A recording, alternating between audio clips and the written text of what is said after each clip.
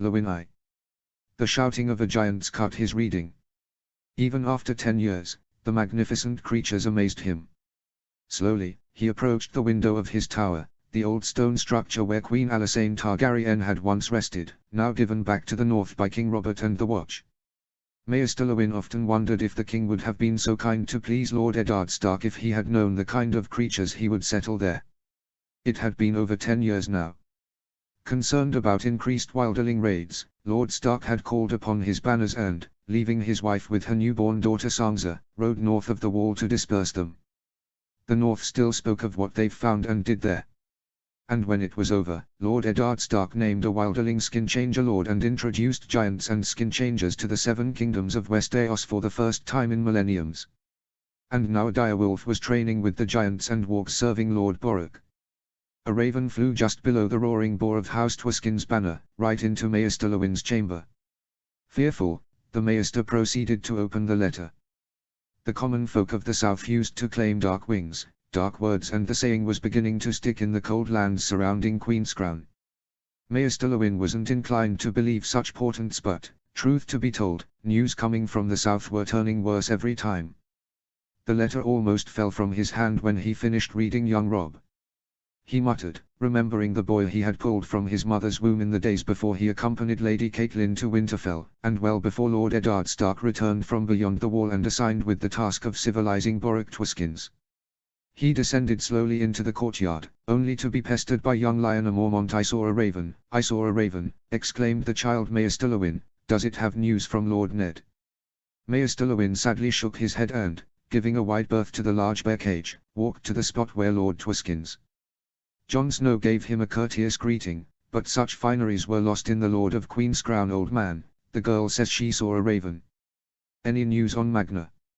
"My lord, the word in common tongue is lord. And yes, there are words about Lord Eddard." He saw Jon Snow putting Ghost aside and listening to every word. The kid was supposed to join the Night's Watch, but Benjen Stark believed the way he behaved with his direwolf meant he was a warg and let him in Queen's Crown, so he would join the Watch as a fully trained warg instead of just a boy. Maester Lewin doubted Jon would ever join the Watch after this. Eddard Stark was arrested on charges of treason. "Robb Stark is calling his banners, my lord." To none's surprise, Lord Borrock Twiskins spat on the floor. "And why should I care what that kid orders from his castle? It was Ned Stark who I chose to follow." Maester Lewin had expected that and braced himself for the rant about the free folk that was sure to follow, but Jon Snow surprised him.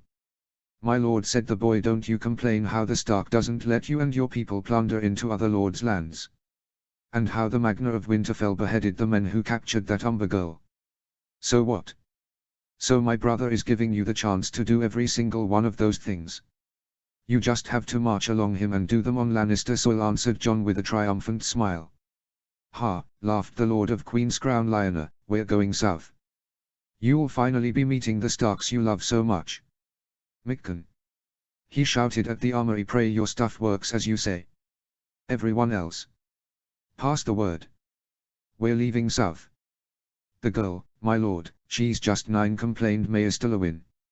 "She changes her skin into a fucking bear, old man. And she does it better than most of the rabble the Magna put me to train. She's coming. Lalam. Pass the word through your kin. You lot are coming south as well." It only took 2 days for the men of Queen's Crown to be ready to march south. Maester Lewin saw them leave from his tower. With a garrison composed mostly of former wildlings who surrendered to Eddard Stark 10 years ago, some adventurous spirits and men escaping from cruel lords, they counted less than 500 men. 300 were men at arms, a figure which included 100 spearwives. 50 were heavy lancers, not fully trained by Southron standards. But 30 were giants of both sexes, armored by the thickest plate armor Westeros ever forged, and 12 were wargs in various states of training. Hawks, shadow cats, wolves, direwolves, boars and one vicious armored bear controlled by a 9-year-old little girl marched with them. Leagues and leagues south of Queen's Crown, Tywin Lannister had Riverrun under siege, expecting a green boy waging a war he could understand.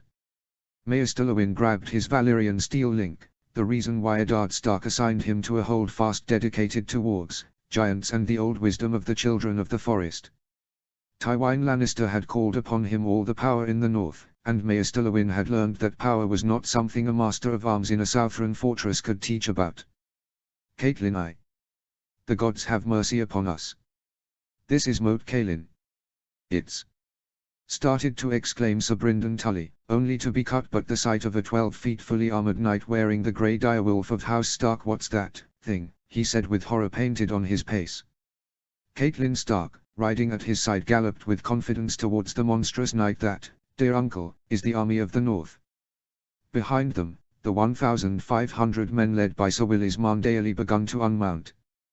The grey direwolf of House Stark was all over the place, on top of the ruined towers of Moat Cailin, on the camps set up along the causeway and in the shields and plates of the men-at-arms. Along them, she saw the iron fist of House Glover, the flayed man of House Bolton, the giant of House Umber, the boar of House Twiskins, the bear of House Mormont, the sunburst of House Carstark and so many others. With a confidence that surprised Sir Brynden and the Marndales, she approached the giant, and the squire helping him. Van, right, she said, and the giant nodded. Switching to the old tongue the wildlings have taught her seemingly a lifetime ago, she greeted the giant, who have served at Winterfell for 9 years now, and went as far as to introduce her uncle to him. Leaving an astonished uncle behind, she asked where Robb was and proceeded there. A flash of white caught her attention and she saw the bastard's wolf running among the rabble of Queenscrow. It can't be, she muttered, but sure enough, Jon Snow was there, laughing with the wargs Ned had brought from beyond the wall. Trying to hide her disgust, it wouldn't do to show it in front of her bannerman, she walked into the Children Tower followed by Lord Marndale's sons. I have no use for wildlings, and I will not trust wargs among my men, was shouting the great Jon when Caitlin entered. She quickly noticed he had a bandage covering his left hand. Robb was at the head of a table, seemingly angry and with grey wine at his side. My wargs can spot the Lannisters days before your noisy outriders can, shouted Lord Twiskins, in front of him. The great Jon hit the table in frustration and was about to say something when Greywind looked at him. He quickly backed down and, looking back, noticed Caitlin. Lady Stark greeted Lord Bolton. Robb looked at her and visibly relaxed. Soon enough, all the other lords in the hall, including Boric Twiskins, greeted her. After the pleasantries and the unfortunate yet necessary questions about the imp, she got her lords out and stood alone in front of his firstborn son, and his wolf. Caitlin wanted to hug him, to send him home, to make sure he was safe. But she knew she couldn't. She tested him and, at every occasion, Robb proved her he was Ned's son. Until she asked him about the battle plans. They were ambitious, but made sense. A smaller highly mobile cavalry force, led by Lord Twiskin's hunters, would rush towards Riverrun to lift the siege. The infantry and the giants would go after Tywin Lannister. Robb, of course, would lead the attack on Riverrun. Who are you putting in command of the host going for Tywin Lannister? Asked Caitlin. Robb grabbed one of the wooden tokens representing armies in the map in frustration and smashed it against the table. I don't know. I wanted to give the honor to the great Jon, but there is too much bad blood between him and the Twiskins. He'll waste them. I was hoping for Sir Roderick or Lord Marndale, but neither is coming and Sir Willis isn't a seasoned commander. Caitlin nodded, but was still worried about the choice of the great Jon. How to say it without mortally wounding his remaining confidence? Your father once told me that the great Jon was as fearless as any man had ever known. Which is useless if he doesn't take advantage of the wargs and giants. Truth. And besides, your father is not fearless. He's brave, but that is very different. Robb played with the wooden tokens for a moment or two, and a wolfish smile appeared in his face. Yes, and I would otherwise look for a cunning man, like Lord Bolton. But Bolton is too cautious. What's wrong with that? Asked Caitlin, fazed by the smile. She had seen a similar smile before, but never in Ned's face. Where did she see the smile that lighted her son's Tully looks? And the fire in his eyes? Because I have giants. I don't need caution. I need some sort of hot cunning. And I want it in a man who doesn't despise the free folk. A seasoned commander who will show the realm why Sir Clegane has to be nicknamed the small hill that rides. Robb's smile faded and he looked at the map again. The tokens representing the northern host overflowed Moat Cailin. Another large group represented Tywin's host. To the south, another large group surrounded a fish token over Riverrun. Between them and Moat Cailin, another token was in place for the late Lord Frey. The smile reappeared and Caitlin recognized it. It was the same smile Brandon Stark had when he left Riverrun to demand Roriger's head to the Mad King Ace. "It's madness," said Robb, grabbing the fish token, but absent Lord Marndale Greywine dashed like a shadow to the entrance of the tower. Robb followed him. "Robb, what's madness?" asked Caitlin in fear, but Robb called his squire, Raymond Twiskins, and whispered to his ear, "Robb, the Blackfish will lead the attack against Tywine. Father used to say the knife you have is better than the sword you don't have. Your uncle may not know giants, but the men who might know them don't dare to use them anyway. And Boric Twiskins. He'll be next to me, with his boar, shadow cats, wolves and direwolves to scout in the woods." "And John," said Caitlin. It wasn't a question. "And John? He's a warg, mother. I need him out there. Boric should go with Brynden. He can teach him how to use the giants. Someone else will go. I need him close to me." Caitlin wanted to ask why, but Robb and Greywine looked at her with the exact same look in their eyes. "Please, not my son. Let the bastard be it, but not my son. Not someone of my own womb," she prayed in silence. But a look at her boy and his wolf and she knew the answer. And hated it. Tyrion. Fuck you, father, thought Tyrion. The youngest of Tywine's children riding, just a few yards away from the Green Fork. He had, at his command, a rabble of mountain clans, mercenaries and free riders. The only two scorpions his lord father had assigned him to defend against the giants of the north were stuck in the mud, way too far away to be of any use. In front of him, the assembled armies of the north charged at the Lannister host, their amours and pikes shining in the sunlight. Every banner of the north was in view, Sewin and Tallhart, in front of him. Karstark, Bolton and Marndale, in the northern van, about to clash with Marbrand and the Mountain's armoured fist of 2,000 heavy cavalry and their 4-feet lances. Beyond, Sir Kevan Lannister led the best of the Rock's infantry with dozens of ballistas and scorpions covering from behind, since the giants of House Twiskins roared in front of them. In front of them, wolf banners everywhere. Among them, the Yellow Lion of House Lannister, raised in arms because of his capture at the hands of Lady Stark. And in all the mad paraphernalia of men, beast, and armor, there was no sign of the northern cavalry. "He means us to die," thought the imp as the mountain clans, ahead of him, clashed against the axemen of House Tallhart.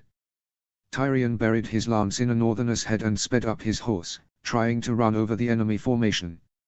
It was a simple enough battle plan. The Lannisters' left wing, at his command, was to be overrun. The young Robb Stark would see an opening and send his reserves to penetrate into the Lannister lines. And then, the Mountain would lead the van to envelope the northerner fist and crush their army against the Green Fork. An armored knight tried to throw him off his horse, but Bronn was quick along him and cut down the enemy. The two of them tried to run over the enemy, but the northerners pulled their own lances. Somehow, Tyrion found himself thrown in the ground, while men and horses screamed in agony, for mercy, for their mothers and for their lords. Above them, the hawk circled. Tyrion had tried to warn his father about wargs, only to be dismissed and reprimanded for being afraid of snooks and grumpkins.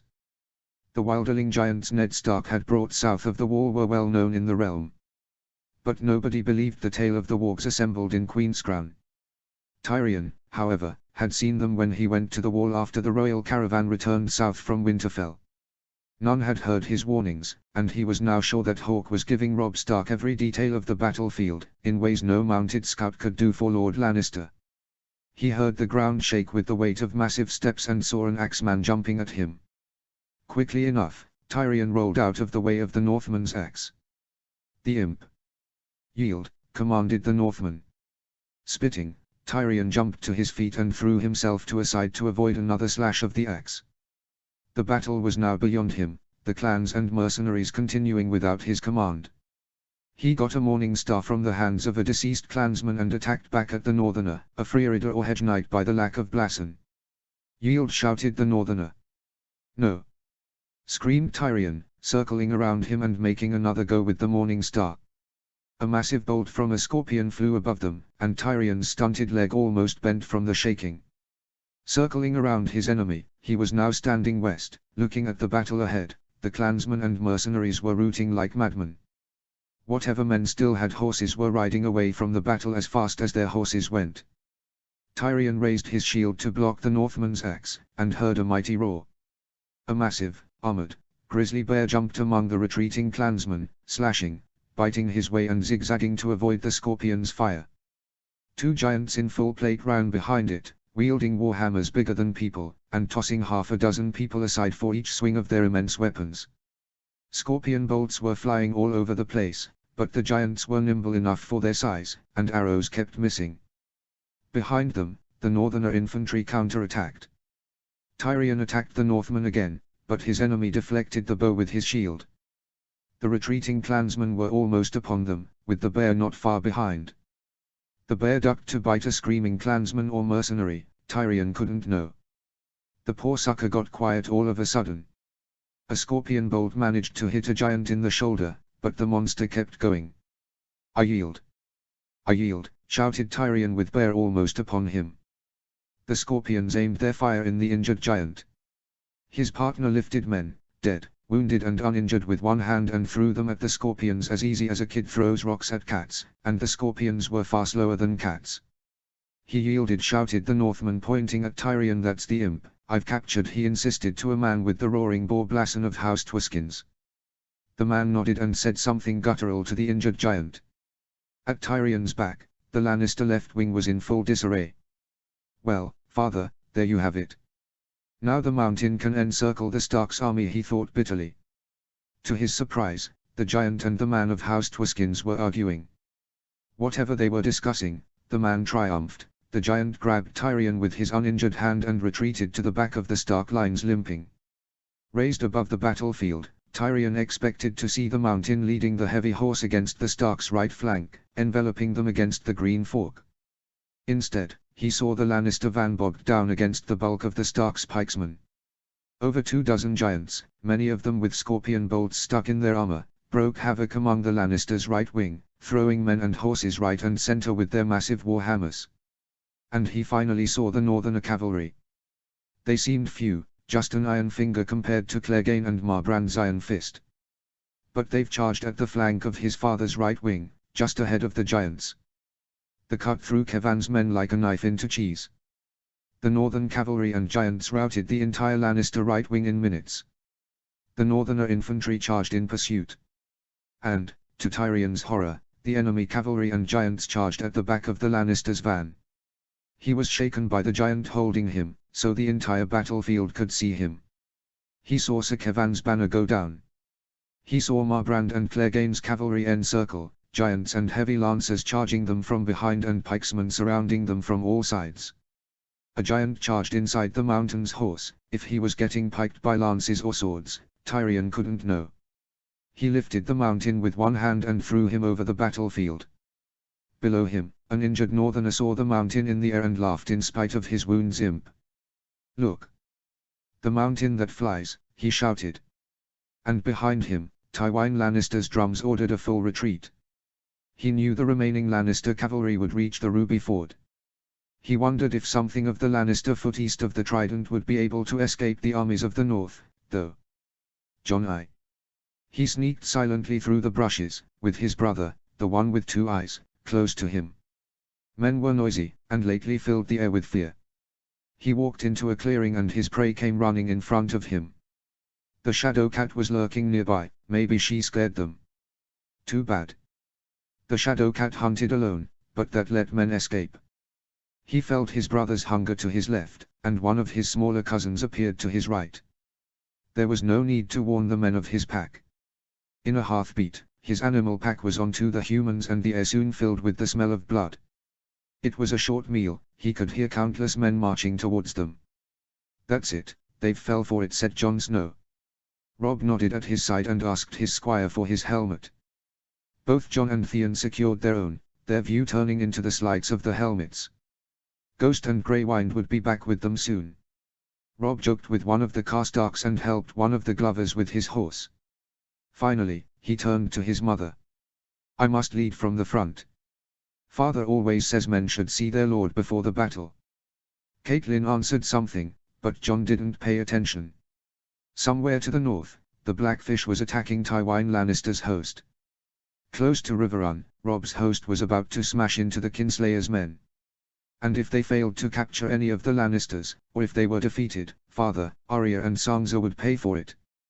He wanted to change into Ghost. Some things were simpler as a direwolf, but it wasn't the time for it. His sisters and his father depended on him. Robb was saying something to him. To his surprise, Robb's squire handed him the lance with the Stark banner. "You carry it, Jon," he heard Robb's muffled voice through his helmet. Lady Stark's face was livid, but he couldn't afford to let her affect him.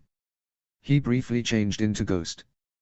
The direwolf was closing into him and he could hear the sounds of arrows flying from the trees. Soon, the screams of men filled his human ears. It had begun, and Jon Snow rode as fast as the woods allowed him among his brother's personal guard. He couldn't really tell when the shouting begun. All he knew was that he was shouting Eddard Stark, the moment he stuck his flagged lance into the first Lannister pikesman he saw.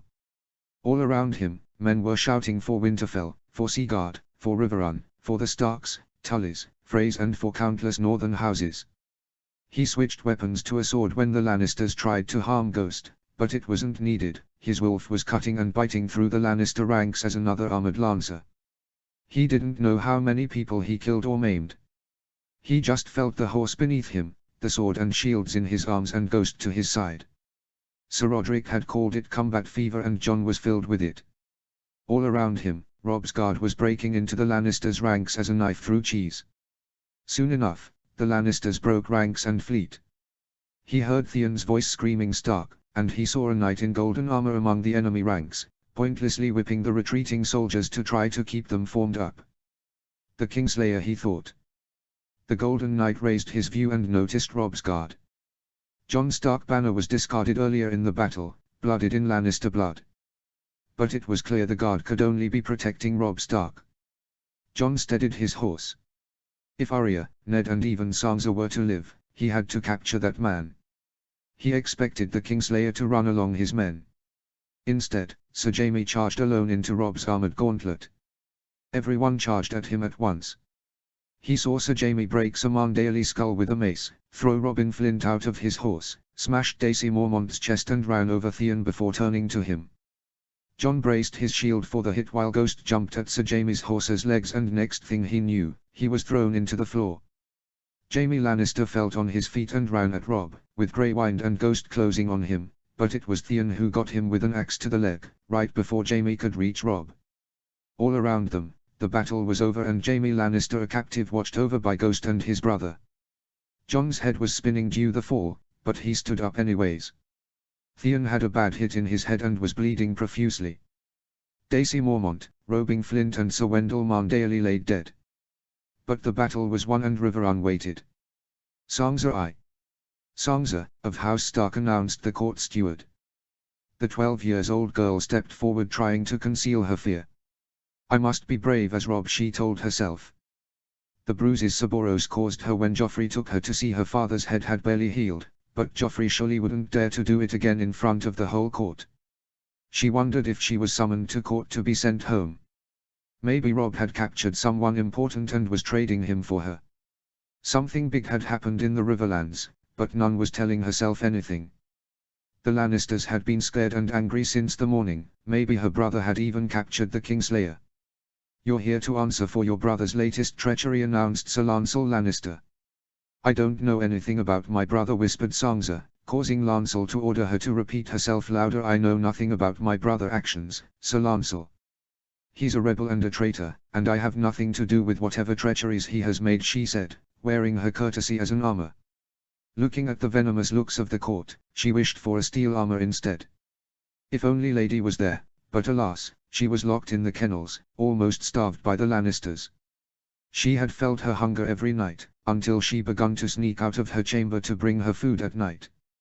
Someone else was saying something, mocking her by the sound of it, and Lancel continued riding a huge black wolf. Robb Stark led an army of wargs and giants against the hand of the king, Lord Tywin Lannister, and by using black arts, evicted him from the east of the Green Fork, capturing Tyrion and Kevan Lannister. His voice almost broke at the mention of his father as well as many good lords and nobles from the Westerlands.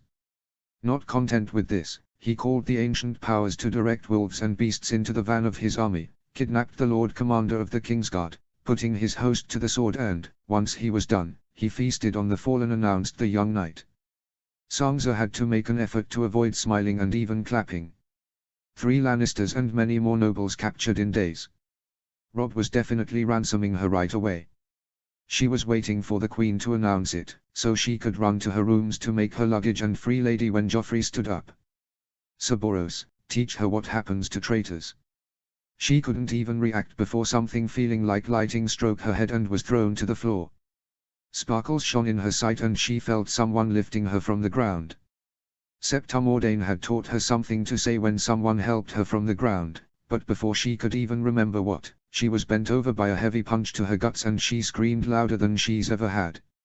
Someone was still hitting her despite her shouts. Desperate to escape, she slipped into Lady. She had never done it intentionally. It wasn't ladylike. Skin changers were supposed to be ugly demons who roamed free in the days of the cruel kings of winter. The smell of a large cat filled her nostrils. There was something weird about the cat, the black one men and women despised, but she couldn't realize what it was.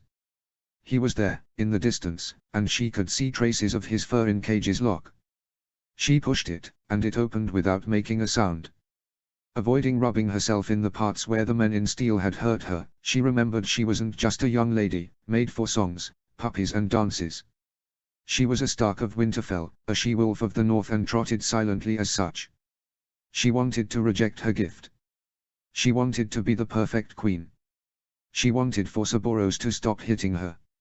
She wanted the strength to kill Joffrey. She climbed the stairs of the Red Keep on her powerful 4 legs, the same legs her father had made such an effort to save back in Diari, when he still lived.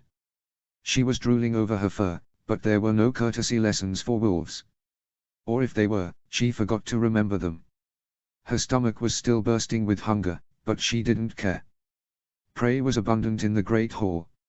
She seemed to notice someone lifting her human form, and Joffrey shouting something, but she didn't care. The last flight of stairs was upon her. She gracefully jumped over it, and ran into the opened gates of the Great Hall. She saw herself in front of her, a bloody human pulp, stripped naked in front of everyone, her hair disheveled and arms trying to cover her head. Joffrey laughed from the Iron Throne. The Queen was terrified, the smell of her fear was so strong she couldn't understand why the entire court was ignoring it. For some reason, Cerberus was advancing towards her human form with wood in his hands. It was the thrill of the hunt. With a few powerful steps of her back legs, she was on top of Cerberus before the man in steel could even notice. People screamed and Sansa buried her jaws in the knight's neck. The smell of blood, fear and shit filled her nostrils. It felt a lot better than lemon cakes. She felt the urge to eat Cerberus. Somewhere in her human mind she thought of teaching Sir Lancel about feasting on the fallen. But there was other things to do. Better praise. Tastier ones. She smelled the throne with pleasure. Humans might not yet notice, but piss and shit were falling from the big metal chair. Iron Throne, a thought echoed in her mind. She jumped at Joffrey, wondering how well king's meat tasted. And she was thrown back into her human body in a pain harder than she's ever experienced. Her voice filled the great hall in an atrocious scream. Her neck felt like fire. In front of her, Lady laid death, with her head 4 feet away from the body. Blood spilled all over Joffrey and the Iron Throne. The Hound stood at the feet of the throne, his face a mask made out of fear and blood dripping from his sword. Joffrey stood up, cutting himself in the process. It was now obvious the king had pissed himself in front of the entire court. Sansa, however, barely took notice. She was beginning to feel the pain of the many hits she suffered while in Lady Skin and had a disgusting and terrifying idea about the reason why Cerberus had approached her naked body with a stick. She looked around at the courtiers, and they looked back at her terrified despite her cuts and bruises. The Queen finally broke the silence and ordered Sir Aris Oakhurst to cover her up and escort her to her chambers. The knight approached her with eyes wide open in fear, but his touch when he covered her with his cloak was gentle. People made room for her with panic stricken in their faces. Father always told her it was better to be loved than feared, but the thought of all those people terrified of her felt thrilling. Grand Maester Pycelle tended to her wounds the best he could and gave her milk of the poppy to help her sleep.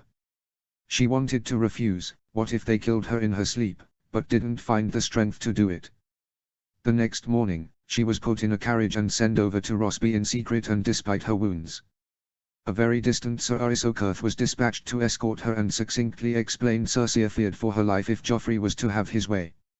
Sansa wished she had more milk of the poppy to calm down the pain. She also wished Lady was alive. But she was dead and nothing she could do would bring her back. Maybe one day she'd ask Jon to escort her beyond the wall to pick another direwolf. Not to replace Lady, as no direwolf could, but to be able to skin change into another one. For the time being, she would have to hope Rosby held some useful animals. So much for being loved. She had stalked and tasted Saboros, and she liked it. Catelyn too. The War Council met in Riverrun's Great Hall, over 4 long tables. Lord Hoster was too ill to assist, so Ed Muir occupied the Tully's seat of honor, with their father's bannerman to his side. News of the victories at the Green Fork, the Whispering Woods and Riverrun had reached the Riverlords, and most of them had returned. Cale Vance returned as Lord, due his father's death at the Golden Tooth. Lord John Osbracken and Lord Tytos Blackwood had to seat next to each other, clearly uncomfortable with the arrangement. Stephen Free stood for the phrase of the crossing, next to Jason Mallister. Mark Piper was absent with the Dare and Lord Root, preparing the defences at the Ruby Ford so the remnants of Lord Tywin's forces would be trapped crossing the river between the Blackfish forces coming from their back and the Riverlords defending the, with the news of Ned's death still fresh in her mind, prayed the gods for Joffrey to lose his crown at the same place his father earned it. The Northern Lords sat in front, Catelyn and Robb in front of Ed Muir. There were few of them, since most were still riding with the Blackfish. Mad with grief due her daughter severe injuries, which could cause her to die at any moment, Lady Mormont occupied the honor place left to Robb. At Robb's insistence, Jon Snow was present next to her. Theon Greyjoy, still recovering, was absent. The Lords Twiskins, Glover, Umber and Bolton completed the northern side of the table. The arguing raged on late into the night.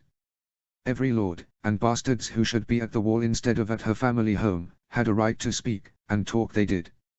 And shout, and curse, and reason, and cajole, and jest, and bargain, and slam tankards on the table, and threaten, and walk out, and return sullen or smiling.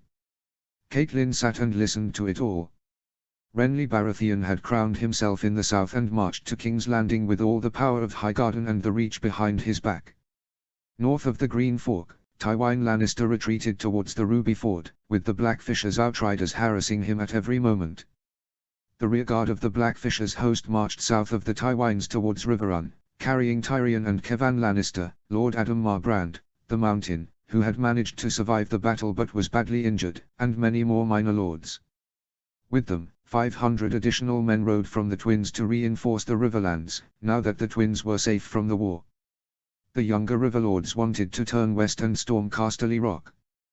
The Great John insisted in marching into King's Landing. Bolton recommended caution, although nobody was sure about what. Lord Blackwood would have none of it and insisted in turning east in forced marches, to close down Tywin's escape through the Ruby Ford with an iron fist instead of the Daenerys levies. What Blackwood urged, Bracken opposed, as ever. Lord John Osbracken rose to insist they ought to pledge their fealty to King Renly, and move west to raid the Westerlands while Renly marched on King's Landing. Renly is not the king, Robb said. It was the first time her son had spoken. Like his father, he knew how to listen. You cannot mean to hold to Joffrey, Robb. Jon Snow said he put father to death. Catelyn felt fear down her spine. Joffrey had the right. That makes him evil, Robb replied to Catelyn's relief. I do not know that it makes Renly king. Joffrey is still Robert's eldest true-born son, so the throne is rightfully his by all the laws of the realm. Were he to die, and I mean to see that he does, he has a younger true-born brother. Tommen is next in line after Joffrey. Tommen has Lannister blood in his veins, Cale Vance snapped. Lord Bolton started to talk, which caused everyone to shut down. They wouldn't be able to hear him otherwise. If Renly can make himself king, everyone else can do it once he dies. It would be the Blackfyre rebellions all over again, nodded Catelyn, not liking where this was heading. Worse, said Jon Snow to her surprise, it won't be one line of bastards claiming the Iron Throne. It will happen every generation, each war creating their own line of pretenders, all lords against the other. I cannot suffer Joffrey in the throne, yet Robert's line must continue. Shouting started again and soon the hall was filled with the noise of tankards hitting the tables. Some suggested sending Tommen to the wall, declaring for Stannis anyway. Bolton pointed out the Reach fielded more men than the North and the Riverlands combined. Edmure pointed they should be able to count on the Knights of the Vale, and Lord Glover rejected the notion of letting the crimes against the Riverlands go unpunished. I said Lord Bracken Gregor Clegane laid waste to my fields, slaughtered my small folk, and left Stonehenge a smoking ruin. Am I no to bend the knee to the ones who sent him?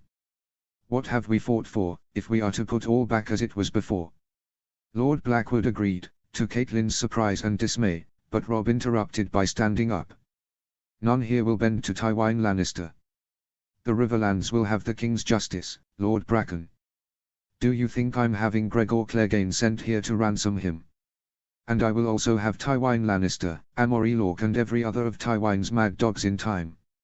I promise you this, Lord Bracken, when this war is over, people will remember the King's justice comes for each and every one of them. Shouting, applauses and ale erupted once again, and when everything settled down, the Great John jumped to his feet. My lords, why would we open the way for Renly? The Lannisters lay defeated, the path to King's Landing is open, and Renly Baratheon has only to extend his hand and take the crown. Why should he, when it was Northern and Riverlander blood which was spilled to make it so? Why should we bend to him? I, shouted Boric Twiskins, why should we follow a summer knight, or children who did nothing to earn my allegiance? Let us have a Magna worthy of the North. The Great John, however, backed down. Magna. Earn the rights. Would you have us follow the wilding costumes? Boric. He spat. The whole remained silent, except for Mage Mormont. Magna, that's a word of the old tongue, isn't it, my lord? That's not the word in the common tongue. Which is the word? Inquired Edmure. Mage Mormont looked down at her lap and murmured something inaudible. Edmure insisted. King. King in the North. That's the correct wording, she said in a broken voice. The Great John stood mouth opened in shock. Lord Twiskins stood in front of Robb, waiting. The Riverlords looked at each other. Catelyn seemed to notice Lord Bolton catching Jon Snow's attention. Whatever Snow understood, he stood up. Renly would never have it. We do this, we fight the Reach and the Stormlands. Robb was frozen in place. The Lords Bracken and Blackwood seemed to be in an unusual agreement. The Great John had his hand on the hilt of his sword, looking at Boric Twiskins with something resembling hatred, and also amazement. Lord Glover twisted his tankard, not daring it to put it over the table. Lady Mormont and Lord Bolton's expressions were inscrutable. Lord Vance had a mask of anger in his face, but it vanished when he looked at Robb. Edmure seemed in deep thought. Her brother finally stood up and pointed his sword at Robb. The King in the North. The King of Winter, shouted Lord Glover. The King in the North, declared Lord Vance, laying his sword on the table. All the other Riverlords were rising along with the Northerners. Umber and Mormont and Twiskins and Bolton and Snow. Blackwood and Bracken and Mallister and Free and Tully, houses who had never been ruled from Winterfell, yet Catelyn watched them rise and draw their blades, bending their knees and shouting the old words that had not been heard in the realm for more than 300 years, since Aegon the Dragon had come to make the Seven Kingdoms one, yet now were heard again, ringing from the timbers of her father's hall. The King in the North. The King in the North. The King in the North. Arya I. Yoren, you stupid. You were supposed to take me home. Thought, crying, Arya Stark. 2 days ago, Kurz had spotted armed scouts traveling south through the King's Road and urged Yoren to travel off the road. Instead, Yoren insisted in going through the King's Road, stubbornly refusing to believe the Lannister host coming at them would attack the Night's Watch. And that very night, at the gate of a stone tower, Yoren was dying from Lannister arrows. Chaos and fire erupted all along the tower. Arya was on the top, with Kutyak, Joran, Dobber and all the children, while all the other grown men defended the gate. The enemy soldiers had seized Yoren's wagons and were putting stairs to climb the tower. People screamed all around her, wounded men of both sides, horses trying to escape the madness, some Lannister captain ordering his men to climb on the towers. Hot Pie, shouted Hot Pie amidst the screams and aimed a rock at the head of one of the climbers, missing by 2 feet. Winterfell, shouted Arya, round towards Hot Pie and stuck needle in the climber's eye. Behind them, all the defenders able to fire a bow kept raining arrows on the attackers. Gendry, Lomi and Taba jumped at the wall screaming incoherence and tried to hold the tide of attackers, but Taba was sliced open by one of the enemies while Lomi received an arrow in the belly. Below them, the adults still held the gates. Arya slashed Needle again and saw a spear stab Hot Pie in the chest. She had no time to mourn him, as two men had already climbed onto the tower. She stabbed one in the leg and watched in horror as another one swung a sword at her. An arrow appeared through the man-at-arms neck and, as he fell, she saw Kutyak with his bow aimed at the dying man. Gendry buried his sword in the man Arya had stabbed and a horn sounded nearby. Soon enough, all the Lannister men were retreating. After waiting for a while just in case they've returned, and they didn't, all the men on top of the tower descended to meet with the survivors below. Gendry and Kutyak carried the bodies of Taba and Hot Pie, while Joran helped Lomi, who kept screaming, downstairs. Below, it had been a carnage. The Lannisters had been able to tear the gate and would have invaded the tower if they weren't ordered to pull back in the middle of the battle. Only Renson and Qyle remained uninjured and many more were dead, Yoren included. Arya felt too tired and sad to speak and only helped to jam the door before falling asleep in a pile of straw filled with fleas. By morning, Arya realized the consequences of the battle. All the donkeys, horses, carriages and supplies they had were gone, only the cage with the 3 prisoners remained. All the surviving, uninjured, adults had scattered, and Gendry was looking at the injured without any sort of idea about what to do about them. Biter was asking for water from the prisoner's cage. They took everything, she finally said to an exhausted Gendry. That's why they left. Lomi howled in pain and Biter shouted again. With Needle in her right hand and a bucket of water in her left, Arya approached his cage, despite Gendry's warnings. Why should I give you water, she asked. Give me water or I'll pluck that thin sword you carry through your ass. Arya emptied the bucket of water in the ground and turned to live. One does not choose his companions, said Jaqen Hgar before she left, but Arya just shrugged. Boy is far from home and will not make it on his own. One knows many things, one can help boy. Arya was about to turn around when she heard Lomi scream again. Does one know how to help the injured, she asked the Lorathi. One knows, nodded Jaqen. Gendry, however, was running towards her as fast as he should. Don't hurry. Yoren had them locked for something. He shouted. Arya shrugged, buried Needle into Rorge and Biter and left an astonished Jaqen out of the cell. One must help the wounded, said Arya. Jaqen nodded. One will need fire and herbs. A boy should see what happened here last night. The Lannisters attacked us, answered Arya. The Lannisters pillaged 30 men's supplies and ran away. A king is winning a war and a girl should be meeting her pack soon. A man was going to die of thirst in there. A girl took a life from the Red God, and one has a debt. Jon too. Jon kept trying to calm down the horses over and over, but it was of little use. The Winterfell horses were used to him and the smell of the direwolves. The Queen's Crown horses grew up surrounded by wargs, wolves, boars, shadowcats and all kind of beasts. But all the other horses from the north and the Riverlands recognized the predators as danger and refused to be near them. Yet, as Lord Twiskins had advised, the horses had to get used to them if they were to march together as a unit. The wargs used to camp away from the main column during the march from Winterfell, and that would make them vulnerable in the hostile, open plains, to the south. Do you think we can slip into their skins to calm them down, asked Jon to Lord Twiskins, wondering if he was going to end up turning from a warg-mounted lancer bodyguard something to a mere stable boy if he continued to take care of the horses every waking hour. There are too many of them, Jon. They say the children could do it, but they've retreated into the earth and the woods too long ago. Besides, it's too dangerous to slip into the skins of prey. Jon nodded. One of his first formal lessons was about the mind of the beast printing its mark in the skin changer and how, over time, beast and men tend to see each other as a single creature. He half smiling, trying to picture Sansa becoming a wolf. He remembered Lady was the most docile of the siblings, but that was probably due upbringing. He couldn't possibly imagine the older of his sisters being a warg. Still, he was specially worried about her. The news of Bran finally waking up have cheered him, as well as Robb and Lady Stark.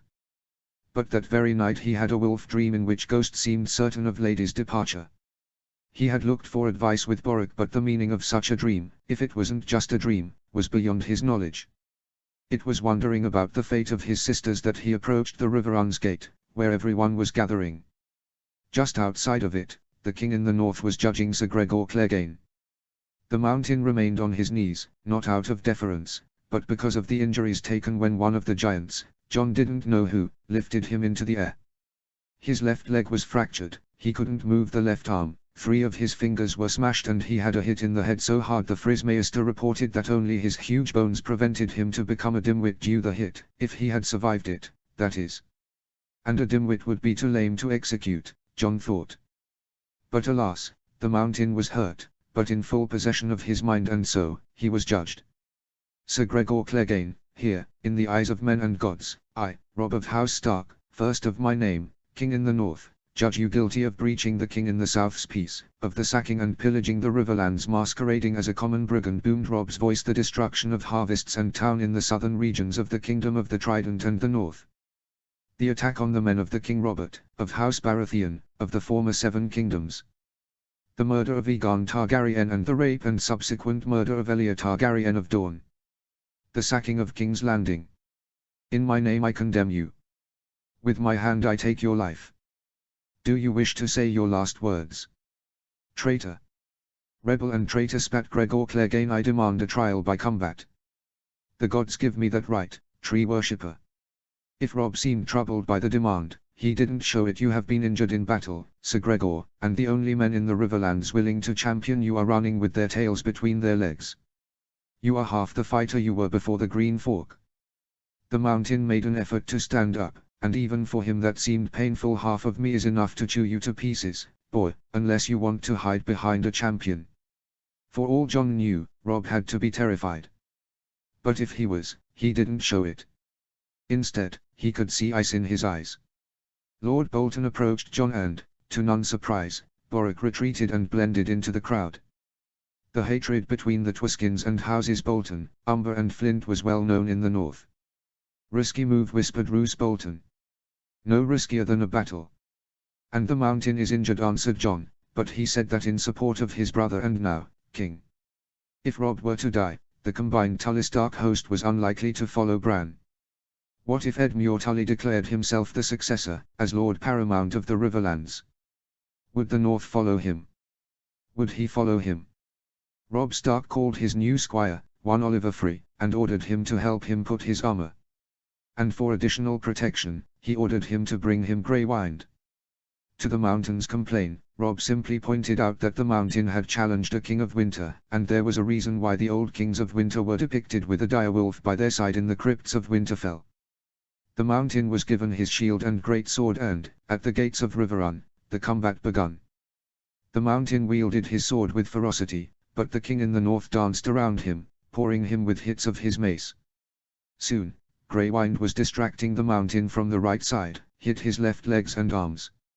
It wasn't warging, that was too risky during such a duel, but John couldn't help to notice the synchronization between Robb and his wolf. Did he act the same way with Ghost? Tired of grey wind bothersome feints, the mountain grabbed him from the jaws and crowd trembled, fearing Clegane would kill the beast whose teeth were futile against the mountain's heavy armor. But the king was onto the mountain, putting everything he had in hitting the mountain's left hip over and over. Howling in pain, the mountain threw grey wind aside and tried to turn around to hit the king, but collapsed and fell to his knees. The king in the north raised his mace with both hands and broke it into Clegane's helmet. It seemed he had won, when Clegane buried a dagger into the joint beneath Robb's hip.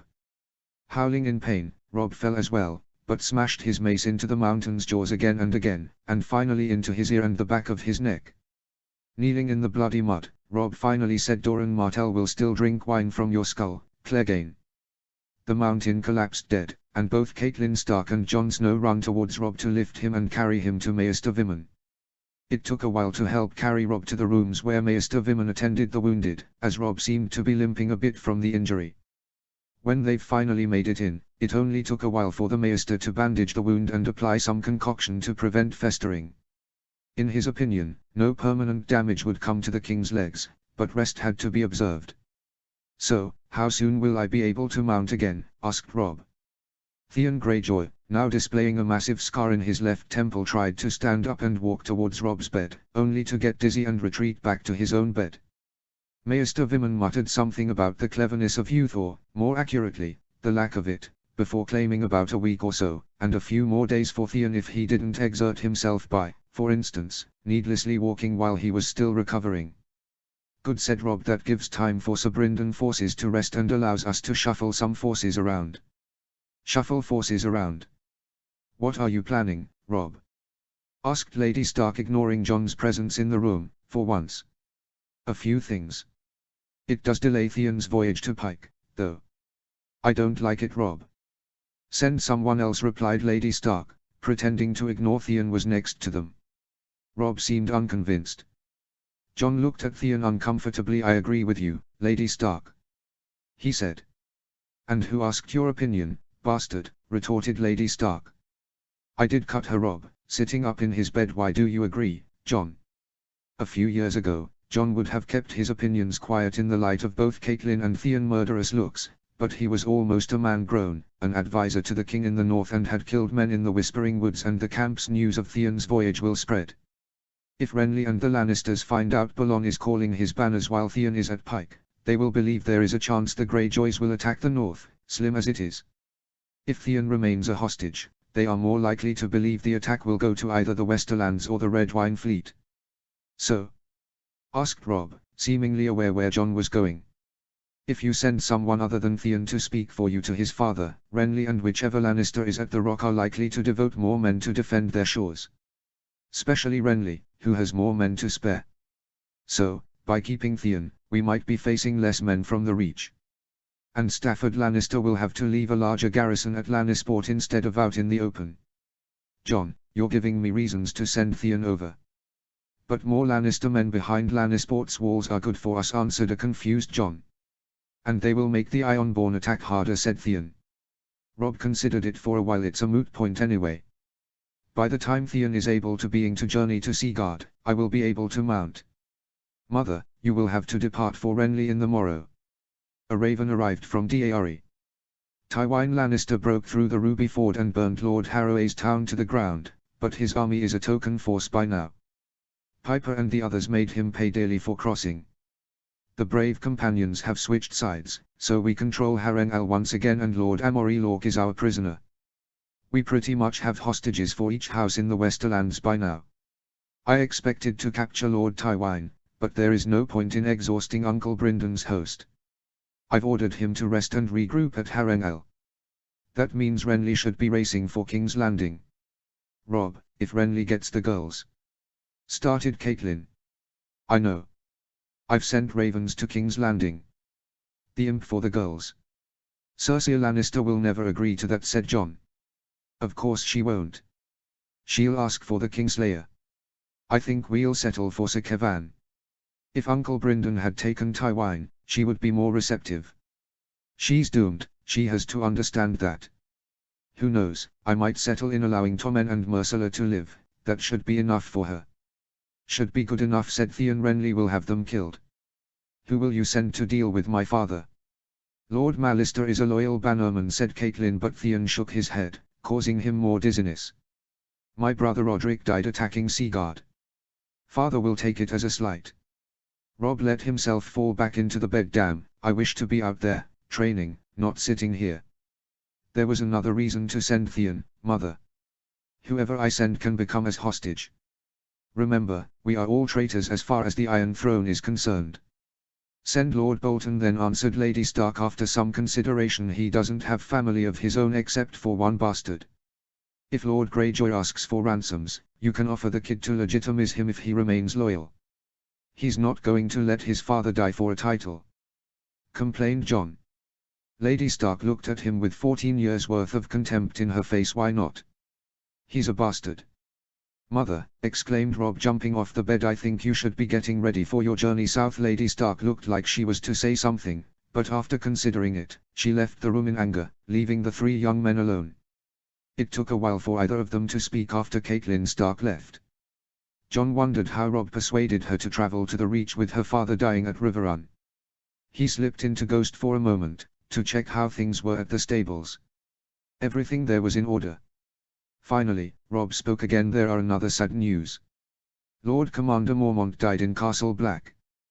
The Maester there claims he was attacked by a dead ranger, and they are apparently sending proof to Winterfell and King's Landing. He seemed troubled by that information instead of skeptic. Normally, I'd send either one of you to the wall to gauge things there, or to Skagos to check things with the sailors who trade with the free folk. But I'll have to rely on the mountain clans and houses Magna and Karstark for that. Jon, I want you next to me in the coming battles.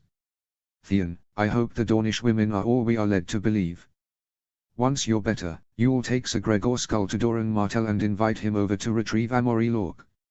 Let them see how the king in the north and the houses friendly to them provide the justice the Iron Throne denied them all this time.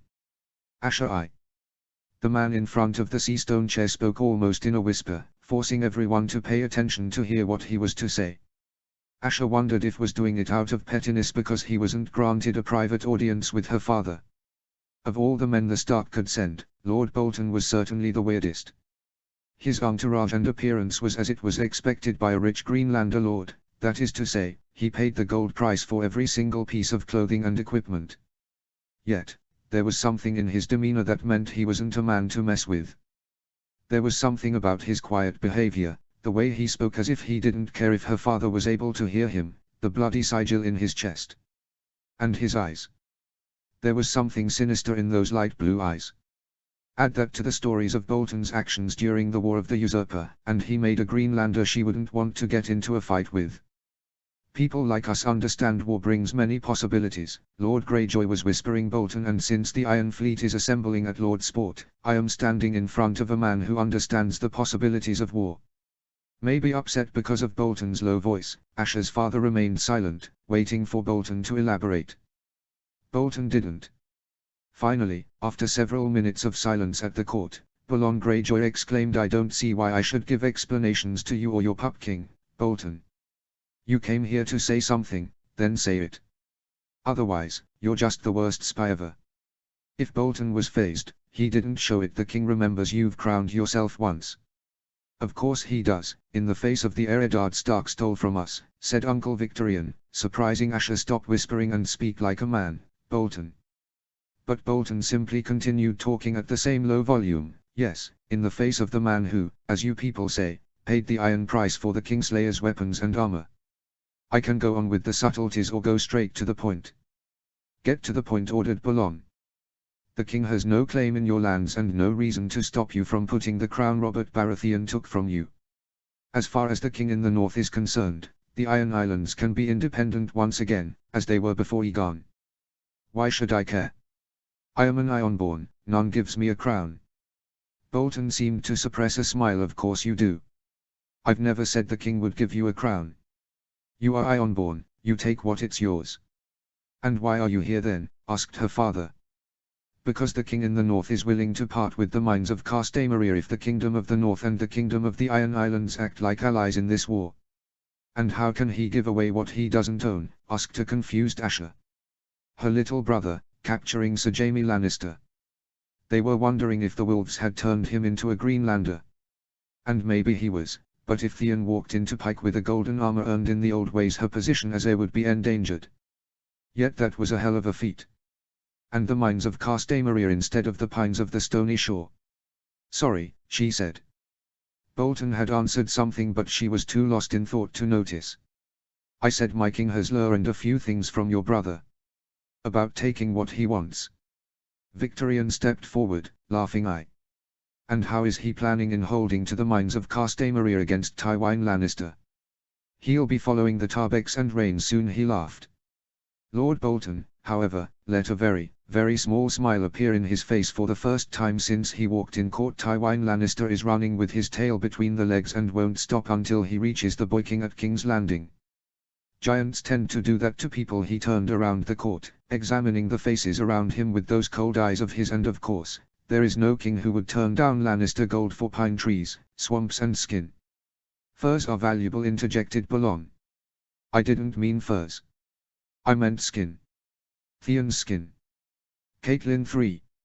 She had prayed the crone for wisdom, the mother for mercy, the warrior for his children. She hadn't dared to pray the father for justice for her cause, nor the stranger.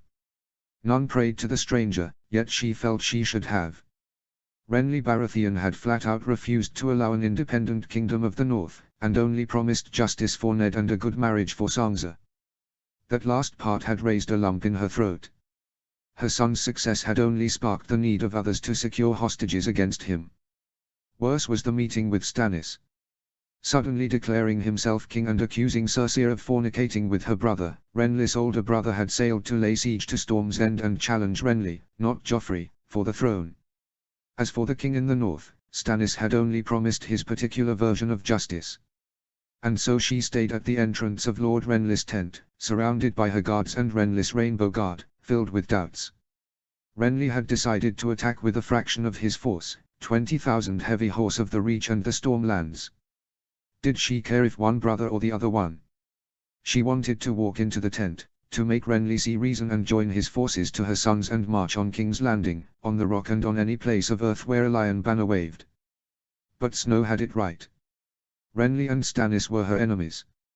"Are you coming in, my lady?" asked her Sir Robar Royce, of Renly's Rainbow Guard. She saw inside the tent. Lady Brienne was arming Renly for the battle she was to see from one of the nearby hills. "The others take them all," she though, and shook her head. Just as she was about to walk out of the tent's entrance, she felt a cold wind rush past her. Inside the tent, in full view of the Rainbow Guard and her own escort, a third shadow moved between Brian and Renly's shadows. The Lady of Tarth saw it approaching Renly and let out a piercing scream. Brian tried to fight it to no avail, and the shadow struck King Renly from the back. "It's cold," whispered Renly before dying. The next moments happened in a whirlwind. Her guard and the Rainbow Guard had to restrain Loras, and Horlis Mollin knocked a few teeth out of him with his shield to do it, before the young knight managed to slay everyone on sight. Brian cried as loud as her huge lungs allowed her to. People from all over the camp were rushing to see what was going on. Catelyn struggled to regain her calm. "Did the others took him, as I wished?" she wondered. But the shadow had a distinct shape she knew too well. "Sir Loras, get a hold of yourself," she commanded. The young knight was crying louder than Brian, if that seemed possible, but reacted to Catelyn's clear command. "You've all seen what killed your king." That shadow was Stannis. He, and his shadowbinder. Sir Loras, Lady Brian, Lord Bryce, Sir Aemon, Sir Gyart, Sir Parman, Sir Robar, do you want to avenge your fallen king? When all the knights, and one lady, nodded and formed around her, Catelyn lowered her voice. "With Renly dead, Stannis is the lord of the Stormlands. Kinslayer or not, few will believe how Renly died, and the Storm Lords will follow him. Sir Loras, you have to gather the Reach Lords around us and lead them to battle if you expect to avenge him. And beware, fighting could erupt in this very camp." Sir Loras, his eyes red with tears, nodded. Shortly, the Knights of Summer went to do their duty, recruiting back all the men in Renly's camp. Without any hesitation, Catelyn Stark and her guard left the camp for the hill they wanted to use to watch over the battle. "They won't win," said Horlis Mollin when they've reached the hill under a peace banner. Fighting had already erupted at Renly's camp between the Reach Lords and the Storm Lords, and the skirmish filled the air with the scream of the fallen. "They should defeat the Storm Lords at the camp with ease," corrected him Catelyn. "Oh, yes, they will, and soon. Several are already running, and many are uncommitted. But they won't defeat Stannis." Catelyn held the reins of her horse. She wished they did. Whatever power Stannis had called, Catelyn feared he'd use against her Rob. But she had conceded the captain of the guards knew more about warfare and tactics than her. The fighting in the camp didn't end up until past midday, with the Reachmen victorious. It took them another 2 hours to be ready to attack, all while Stannis prepared his lines for the Reach cavalry. She had to concede Hal might be right. Sir Loras, if it was him who was leading the attack, had managed to reunited something between 8,000 to 10,000 men and horses, as the rest were lost to injuries, desertions, or simply left. They've charged bravely and foolishly. The arrows, catapults and scorpions behind Stannis' line broke the charge at many points, and those who reached the lines of pikes got their horses torn to pieces. Catelyn could only admire the discipline of Stannis' host. Thrice Sir Loras guided his cavalry to Stannis, and thrice they've smashed against the pike wall of Stannis' infantry, all while archers kept raining death and knocking down the horses behind their lines. Finally, the attackers, a full-out infantry assault,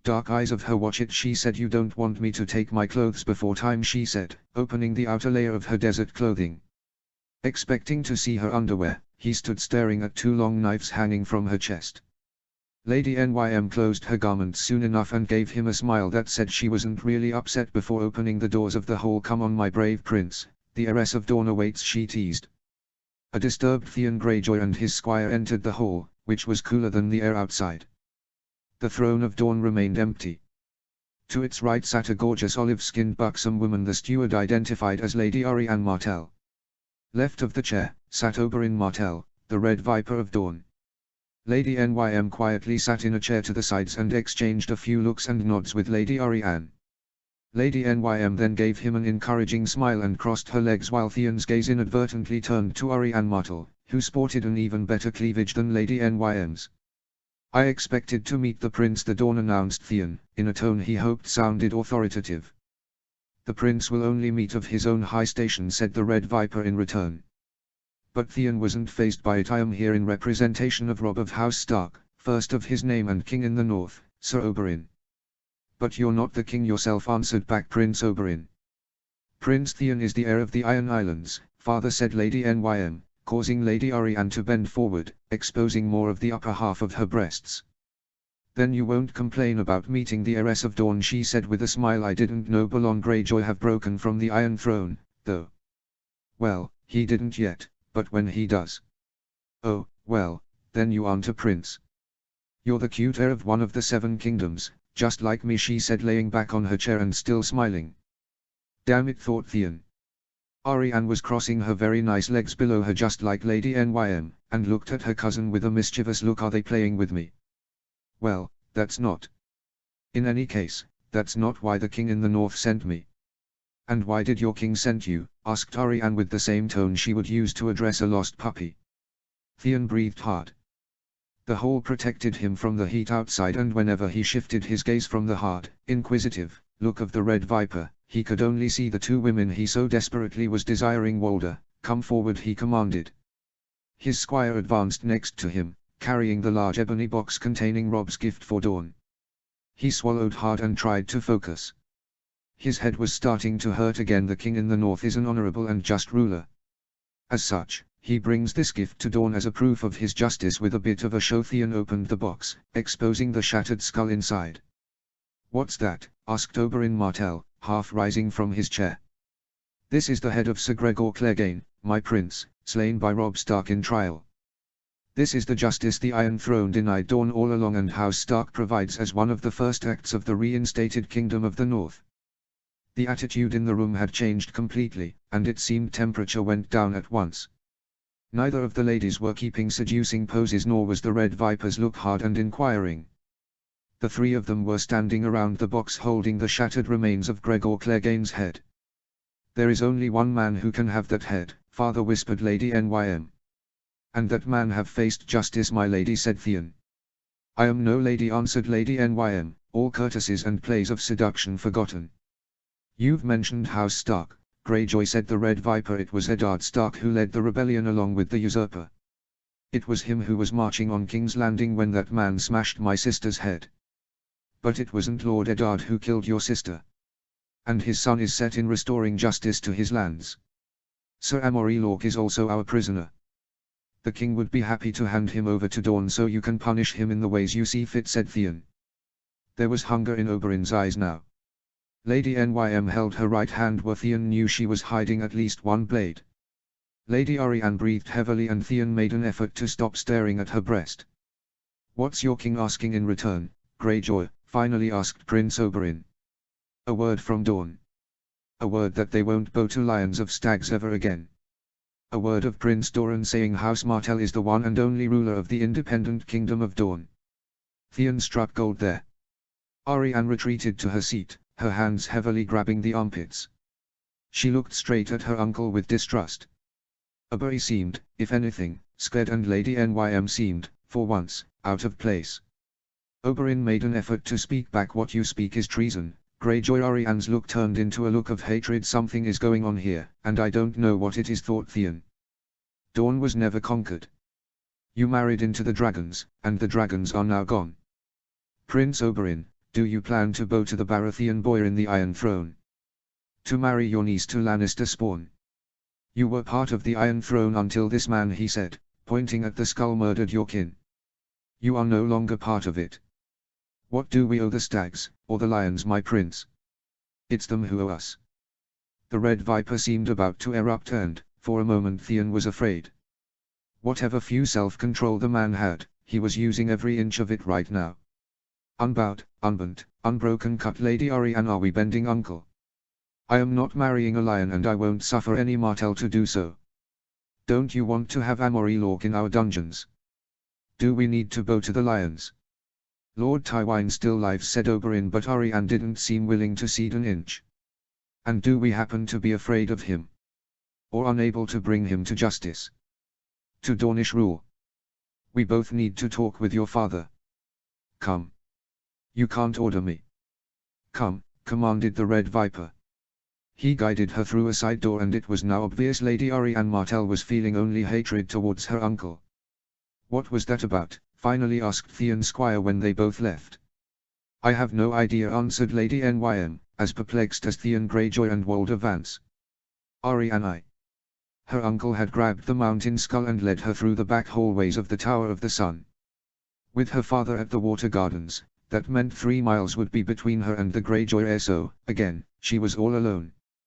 To her surprise, Oberyn wasn't leading her to the stables but to her father's old quarters. Uncle, where are we? She said before Oberyn opened the doors and Orianne saw Areo Hotter and her father were inside the bedrooms. Father? What? When did you come back? Her father dismissed Areo with a gesture and Orianne stood there, wondering. Why didn't he tell her of his arrival? How was his health? The Water Gardens were a lot better for his gout than the tall Tower of the Sun. Why was her father climbing stairs and traveling, without her to comfort him? Why didn't he tell her? A week ago, answered Doran Martell. Now come and sit down, my daughter. What did the Greyjoy boy wanted? You knew, said Orianne, sitting on the bed, in front of her father's wheelchair. Her father smiled in return. Of course I did. Oberyn, tell me. He doesn't trust me. If Quentyn wasn't at Euronwood, it would be he the one to receive the king in the north, as envoy, thought Orianne. She wanted to grab the mountain skull and present it to her father, but the Red Viper threw it over the bed in disdain. This, said Oberyn, Gregor Clegane's skull. That, and war, brother. Her father nodded. War? What war? He wants us to declare independence, father. He has Amory Lorke as well. We can deal with Robb Stark and get vengeance for Aunt Elia. We don't have to fight for him. But her father was looking at her as she was 6 years old. What do you think the Iron Throne will do when I declare Dornish independence? Would they just let us leave? Is that what you think? Orianne felt exasperated. What Iron Throne, father? The Starks are tearing the Lannisters apart, the Baratheons are fighting each other, and the Greyjoy boy claims the Iron Islands will secede soon. And if one of them come for us, then what? This is Dorne, they are not wanted here. Her father, however, looked at her with disappointment. And how many will die because they aren't wanted here? How many kids will grow without a father? How many men without their limbs? How many women will be raped? Do you know that, my daughter? Orianne wanted to answer they didn't matter, that Dornish pride was more important, that the usurper's offspring sat in the Iron Throne, but words didn't come out. Her father continued to look at her as if she wasn't a woman grown and the rightful heir of Dorne. The Red Viper spoke before she could. Doran, she ought to know. Doran Martell sighed. You're more in the right than what you think, Orianne, but for the wrong reasons. The Iron Throne is about to be smashed, but you wished war even when you didn't know that. Renly and Stannis Baratheon are dead, the Stormlands in disarray, Tywine Lannister is in full retreat and should be arriving in King's Landing at any moment. If our friend is to be believed, the Iron Islands have yet to do anything, but the young wolf, as his men call this king in the north, has bypassed the Golden Tooth and is expected to conquer the Westerlands. The Lannisters' power is disappearing into thin air. Then all the better. Let me talk with Theon Greyjoy. We'll get the Iron Fleet to Sunspear, board with them, and we'll march into King's Landing, to execute Tywine Lannister and smash that damned chair once and for all. That chair is as much dragon as it is Dornish, my daughter. We wed for it. But there are no dragons nor Martells in it. You can't possibly think in betrothing a Martell to usurper spawn, she shouted. Nor do I plan to. Begin to answer her father, but the Red Viper interrupted him. That's not what I meant. She ought to know. It's another thing she has to know. But Doran shook her head. She's too young and hot-headed. I am hot-headed, complained the Red Viper. I've said no. Things have changed, brother. The boy got crowned and screwed everything. Ariane looked at her father and uncle. What are they talking about? She was wondering if they meant the plan to have Quentin bypass her rights, but what boy got crowned?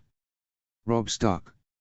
Father, what are you talking about? She asked, but Doran Martell shook his head.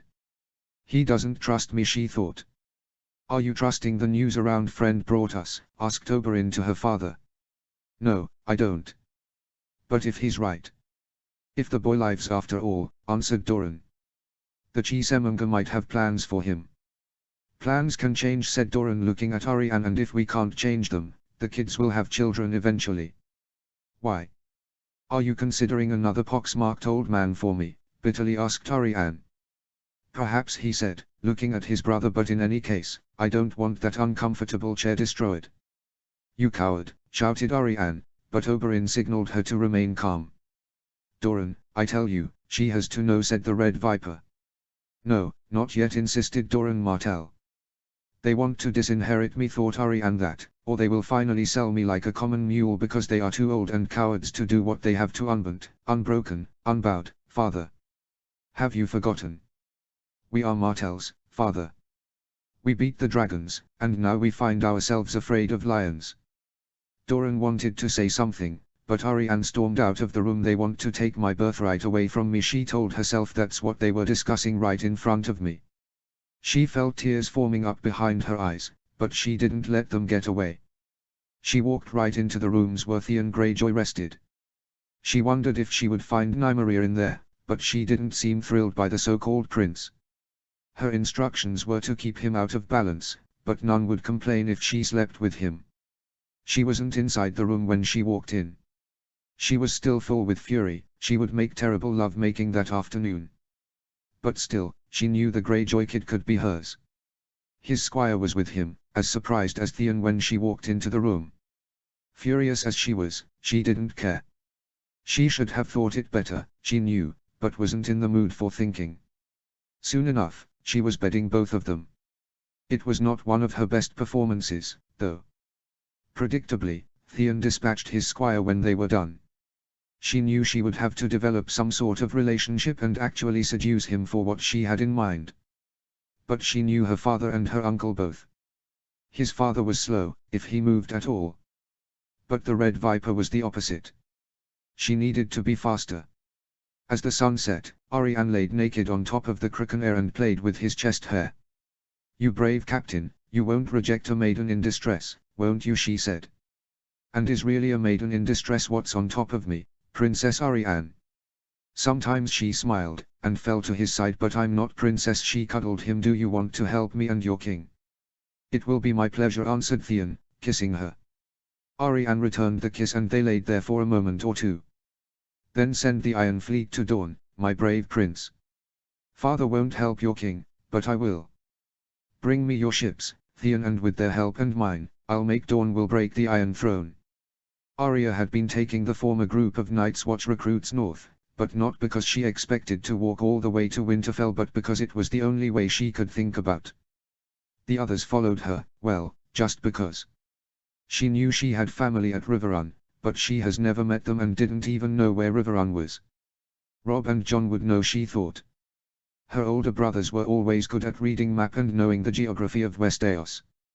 Maybe they would even know where exactly they were, but she did not. Jaqen had been able to heal some minor wounds at the tower, but his medicine for the more serious ones had been a stab in the hearth. Deep down, Arya knew he was right, but that didn't stop her from being mad at him. And there was that offer he had made her: say one name and a man will kill him. She still recited her nightly prayer: Joffrey, Cersei, the Hound, Ilyn Payne. She hadn't recited the names to the Lorathi yet. She had only one wish and couldn't really decide on who to use it, and whether she would trust the man. He was also the only one of them who knew how to hunt. They would have to eat bugs and worms if Arya sent him away. And the Lorathi was still sticking with them. And he suddenly called to a halt when they were nearing a small terrain elevation which hid what was behind. Steps. Steps and drums, thought Arya. Quiet as a shadow, she moved out of the road and hid between a tree's branches. Everyone else did the same, but Lomi kept saying they had to yield until Gendry made him shut up.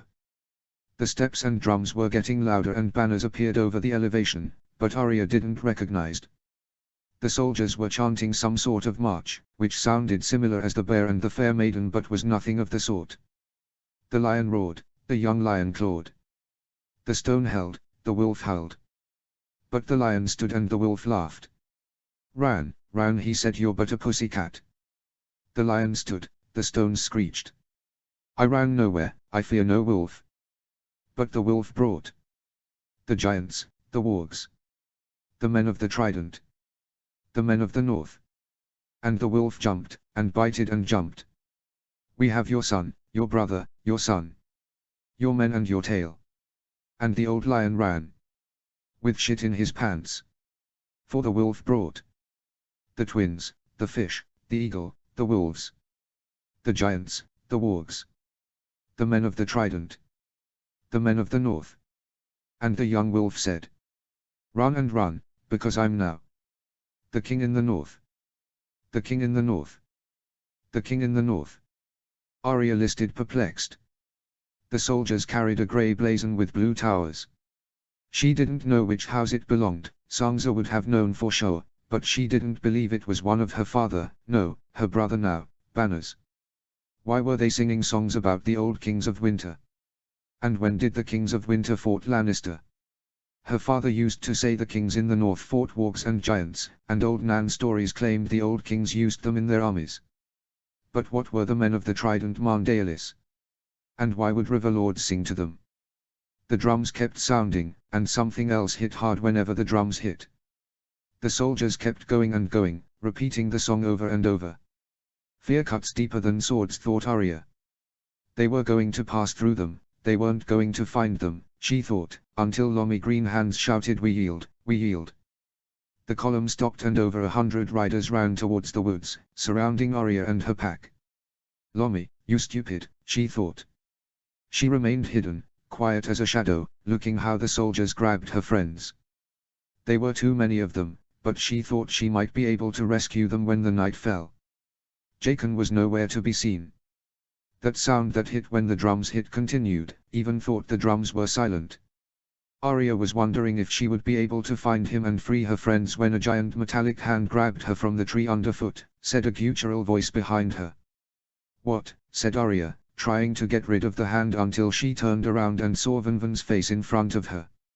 "Vinvin," she said, perplexed. The giant was dressed in plate instead of furs, instead of the head, which remained unprotected as he liked. "Underfoot," said the giant, accommodating her over his right shoulder. Arya grabbed to the massive ear so she didn't fall and saw the soldiers gathering at Vinvin's feet, spears at the ready. "Don't hurt him," she shouted, but the men were scattering. The giant simply ignored and strode towards the elevation, to the direction where the army was coming.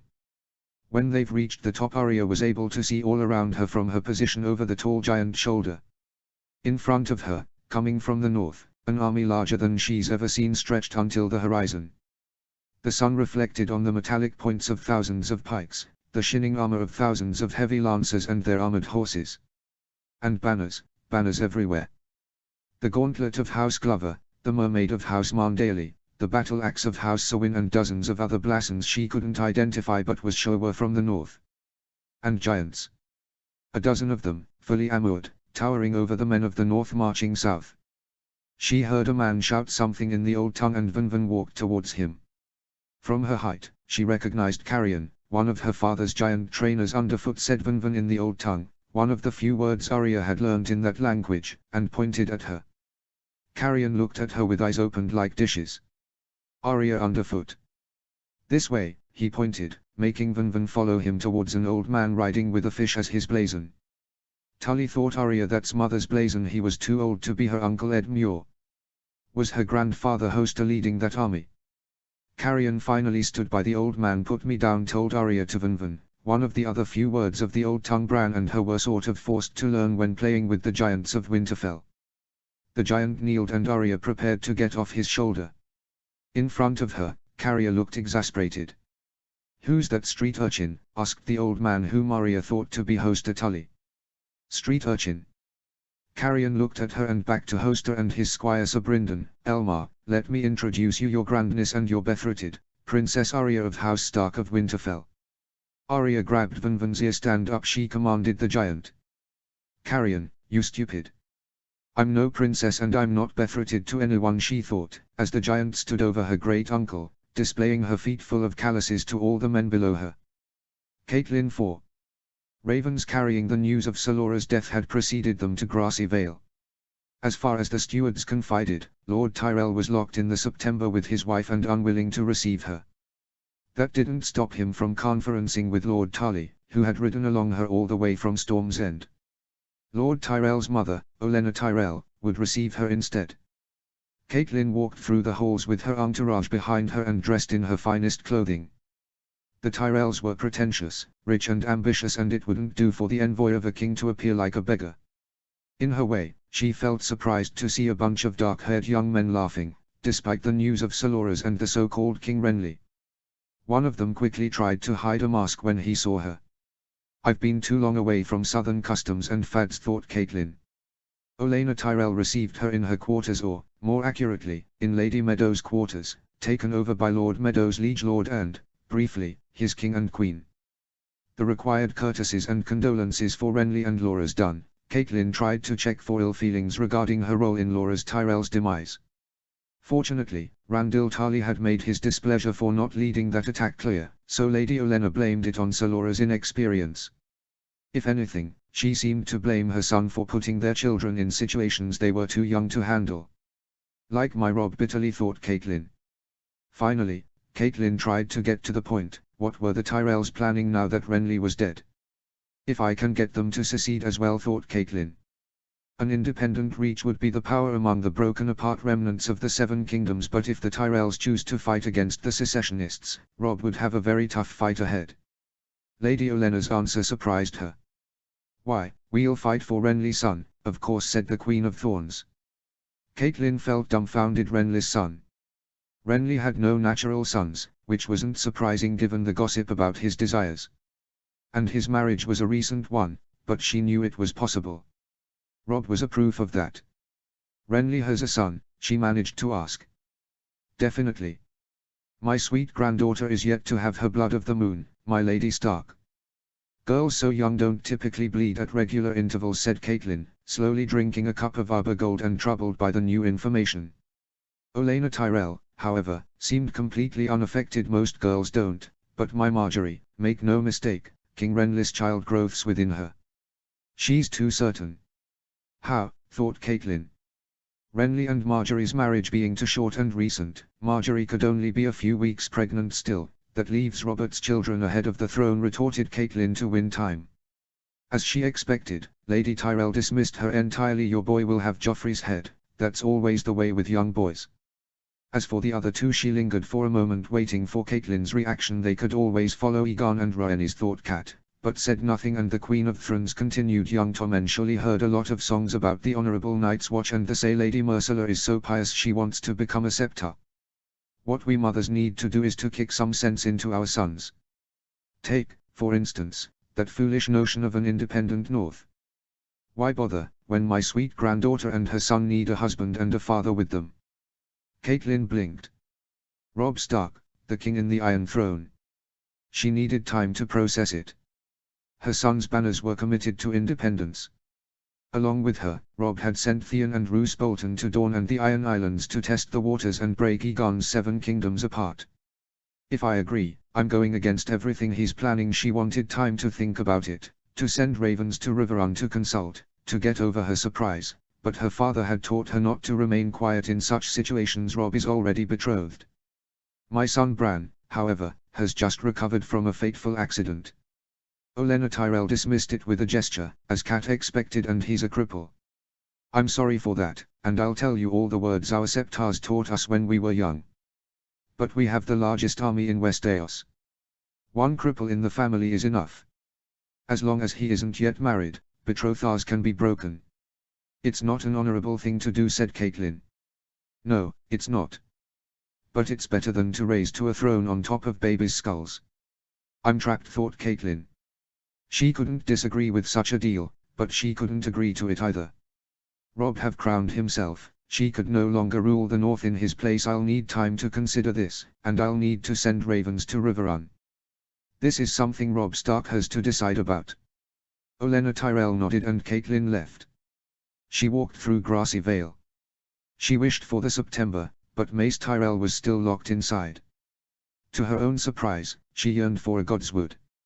I've turned into Northerner at last, thought Caitlin amusingly while going outside the court. Olenna Tyrell was too certain of Margaery's pregnancy, which was their only feeble claim to the Iron Throne. The faces of the happy men in the hall came to her mind. Right.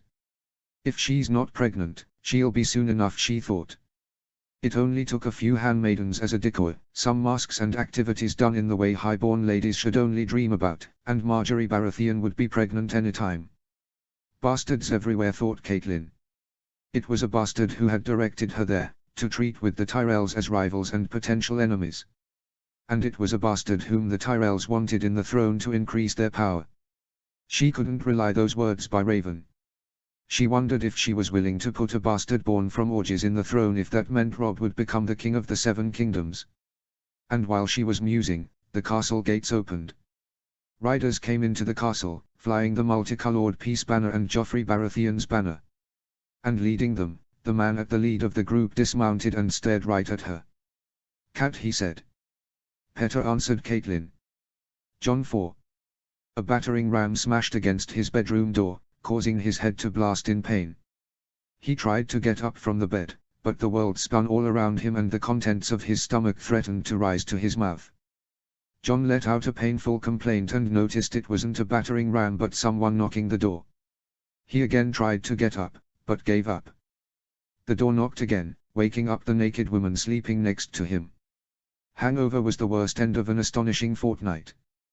Word had come that Steffren Lannister was raising a new Lannister host west of the Golden Tooth, and Robb marched towards him with the forces who won the Battle of the Camps, reinforcements from the Riverlands and half the battle giants of the north. Wargs had been quick to discover a goat trail going around the Golden Tooth and 15,000 men silently marched through it, straight into Steffren Lannister's camp. What happened then was a massacre. Jon's father always said battles were won the moment one side broke lines and ran, and the Lannisters didn't even got time to form up lines. Their camp was defenseless, without scouts or even sentries. Under the cover of night, a dozen wargs unleashed their beast among the Lannister horses, sending them into an stampede against their own men. And when the Lannister men woke up, the giants jumped at them in the dark. There was no battle. Those who didn't run were ran over by their own horses, those who ran were chased, picked up and killed by the Northerner heavy horse. To add insult to injury, after the Lannisters were done for, the Wargs of the North managed to use their beasts to shepherd their horses, augmenting the horses of Robb Stark's cavalry with their enemies' own beasts. By the next day, the Westerlands laid open to the king in the north. The Golden Tooth fell to an attack from the west. As he watched the armored giants, covered in wet furs, charge at the gates carrying battering rams as men would carry axes, Black Walder praised his father for not presenting battle when Lady Stark went into the Twins to negotiate passage. If truth was to be told, the best outcome of Lady Stark's negotiations was to ally the Freys to Robb's cause instead of causing thousands of potential allies to die.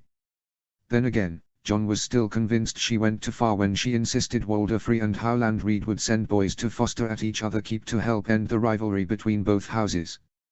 Jon sometimes wondered how many unnecessary concessions came out of that and how unlikely it was to end the enmity between both houses. In any event, after the fall of the Golden Tooth, all the northern Westerlands fell in quick succession. Mage Mormont and Lord Bolton's captain, a man called Steelshanks, sacked all along the coast and took the Castamaria mines.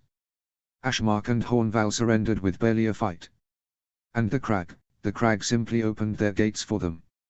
It didn't end there. Robb ordered a feast to celebrate his conquest. Ale and wine ran freely. The great Jon exclaimed. Robb was cutting through the Seven Kingdoms faster than Aegon the Conqueror. Giants danced in the courtyard while the hall was filled by umbers, malisters, freys, men of Winterfell, of Riverrun and from houses, big and small, from the north and the Riverlands. Lady Mormont stopped by, carrying cattle and gold towards Riverrun and the north, and Sir Stephen Free was discussing the siege machinery they would need to raise to take Lannisport and continue south to complete their conquer. Robb was dancing with one of the Westerling girls. And then a lone rider came in the night, asking to speak only to the king. As soon as Robb heard the news, he called Jon apart. Arya had been found by the Blackfish host marching for King's Landing. Apparently, she had been riding along Night Watch's recruits. The recruits had been attacked by Lannisters in their way, but their little sister was safe and sound. Robb intended to keep that a secret, but Jon saw no reason to have as much wine as possible to celebrate the turn to be one of those few occasions when he was happy to be a bastard. His brother, the king, was dancing, and maybe flirting, with one of the noble girls of the crag. Jon was dancing and being flirted by a handmaiden.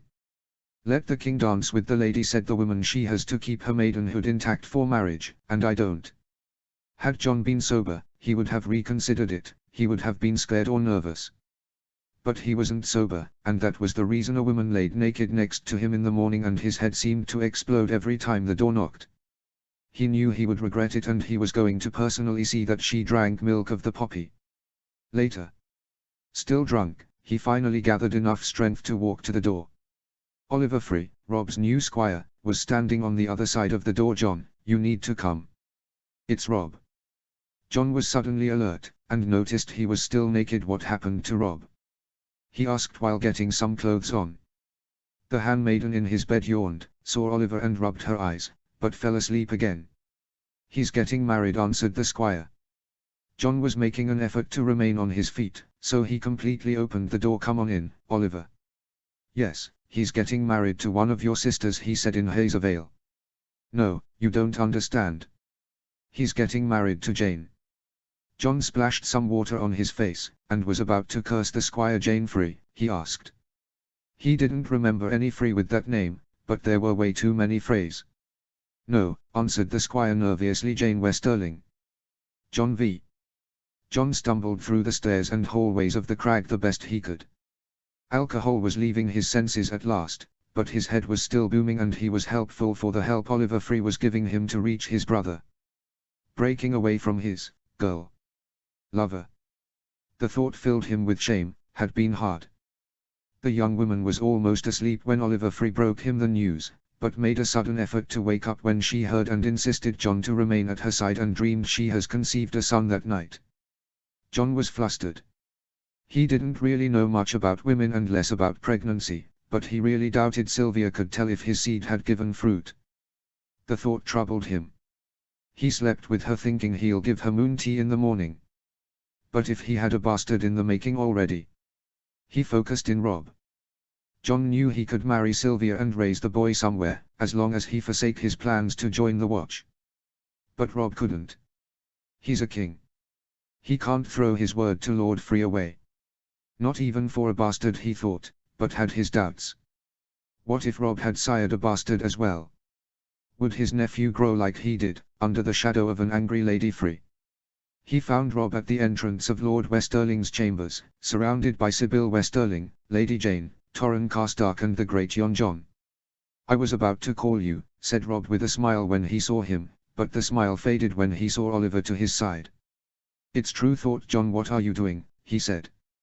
Robb's smile faded completely and looked at Jon in surprise.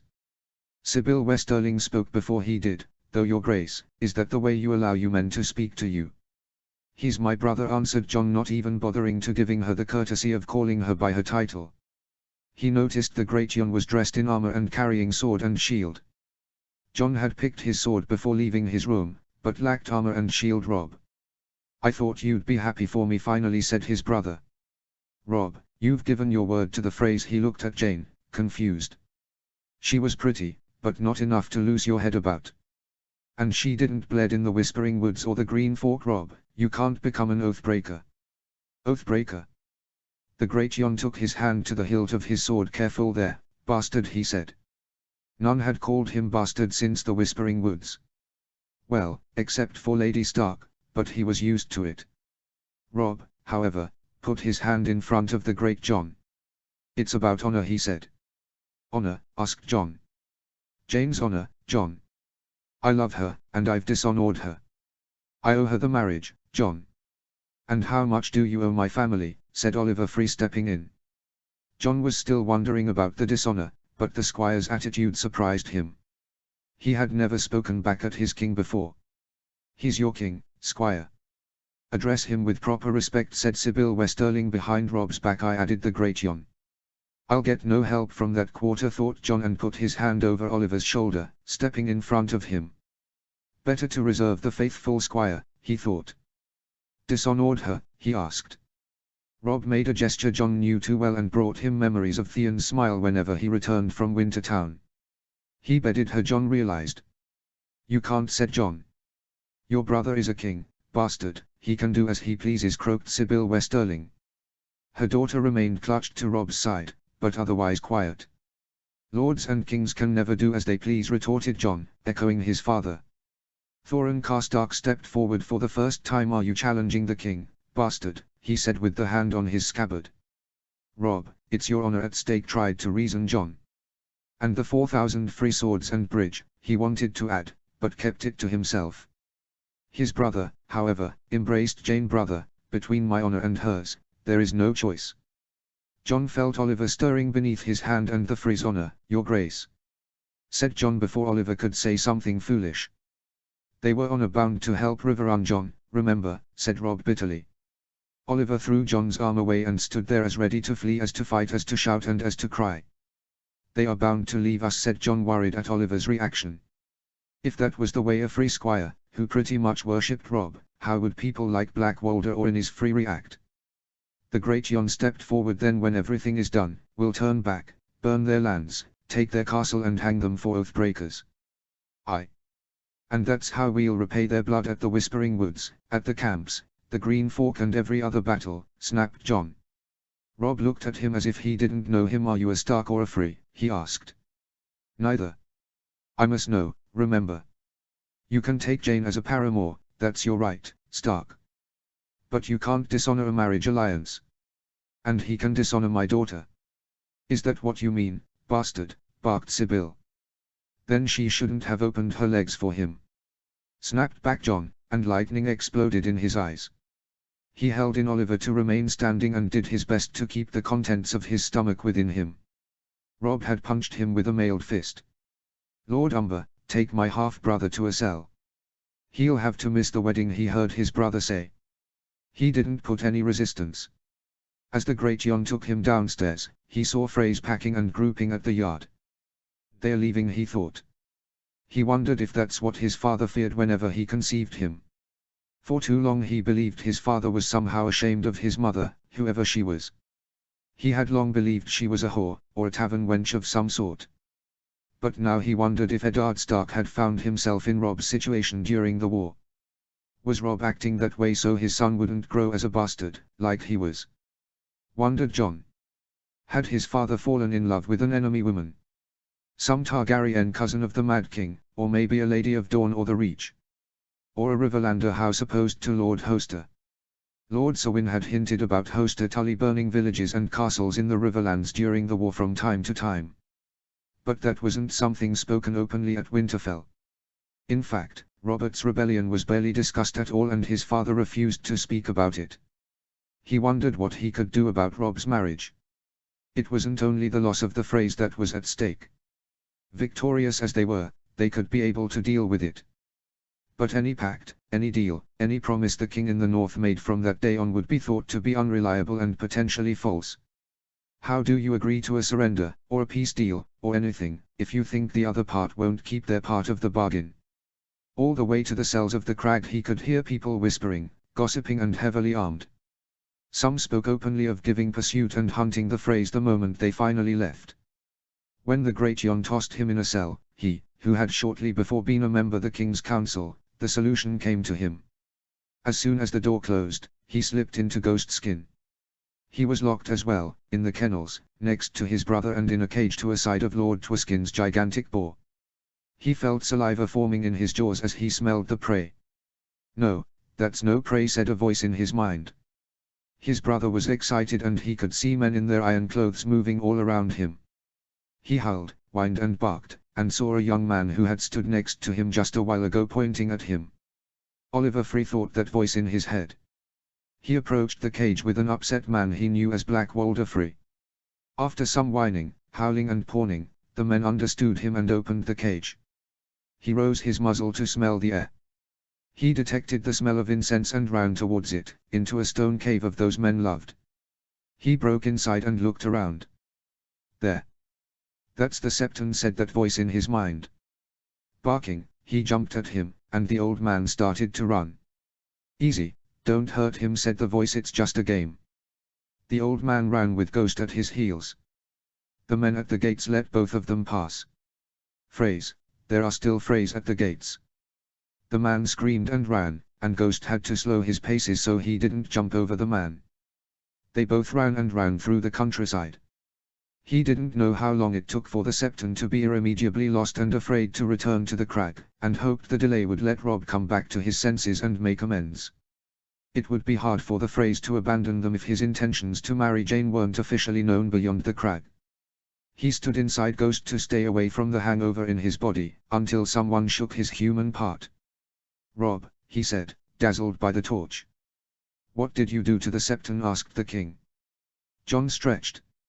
His muscles were sore for being mostly immobile while he was inside Ghost. Nothing, I've just scared him.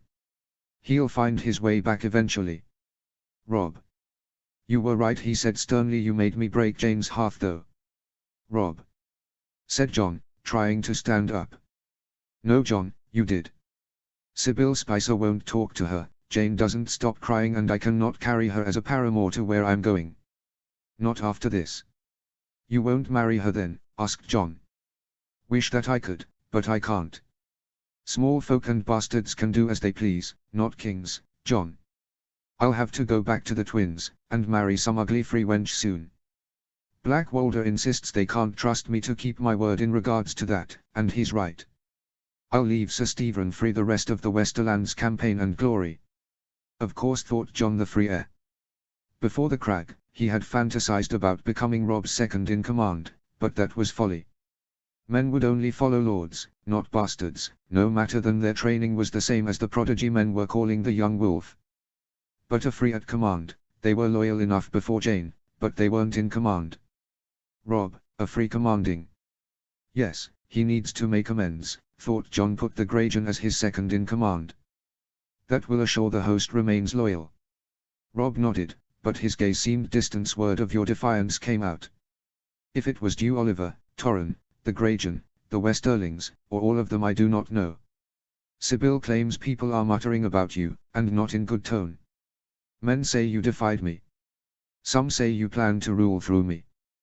That's nonsense it is, and I should ignore it. It pains me to say this, but you wanted to take the Black. Go to the wall then. Something odd is happening there if letters are to be believed, so I need men I can trust to make choices. John forced himself to nod. Yes, he had desired to join the Watch. He had no place at Winterfell. But now with the war, positions were opening.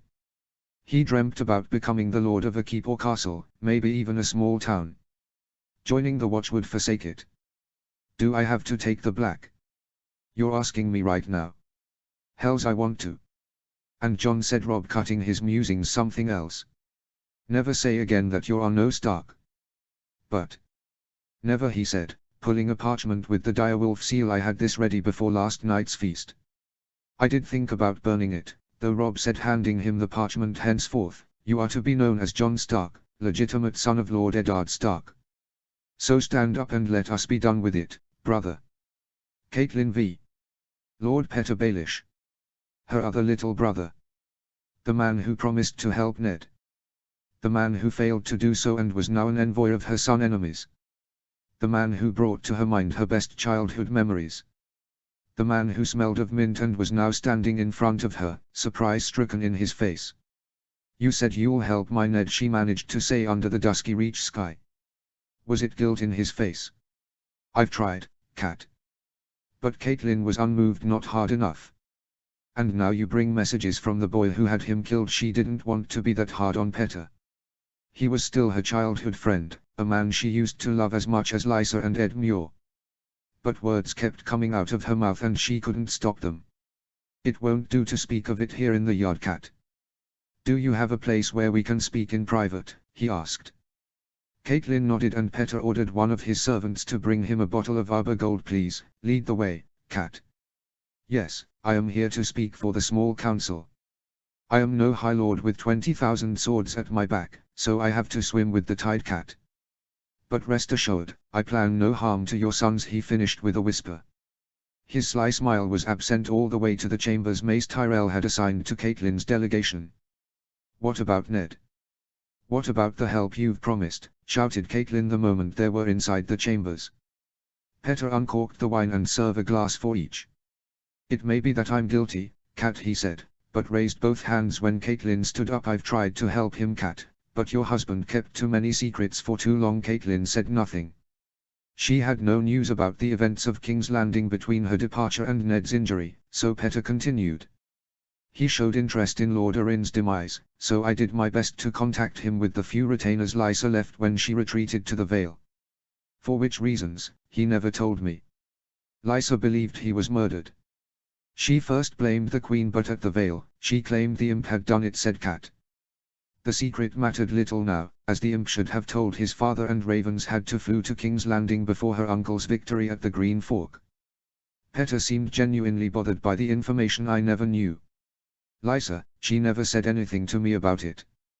Would that I knew. He drank a cup of wine and looked at her with renewed interest and punched the table. I owe a lot to the old man.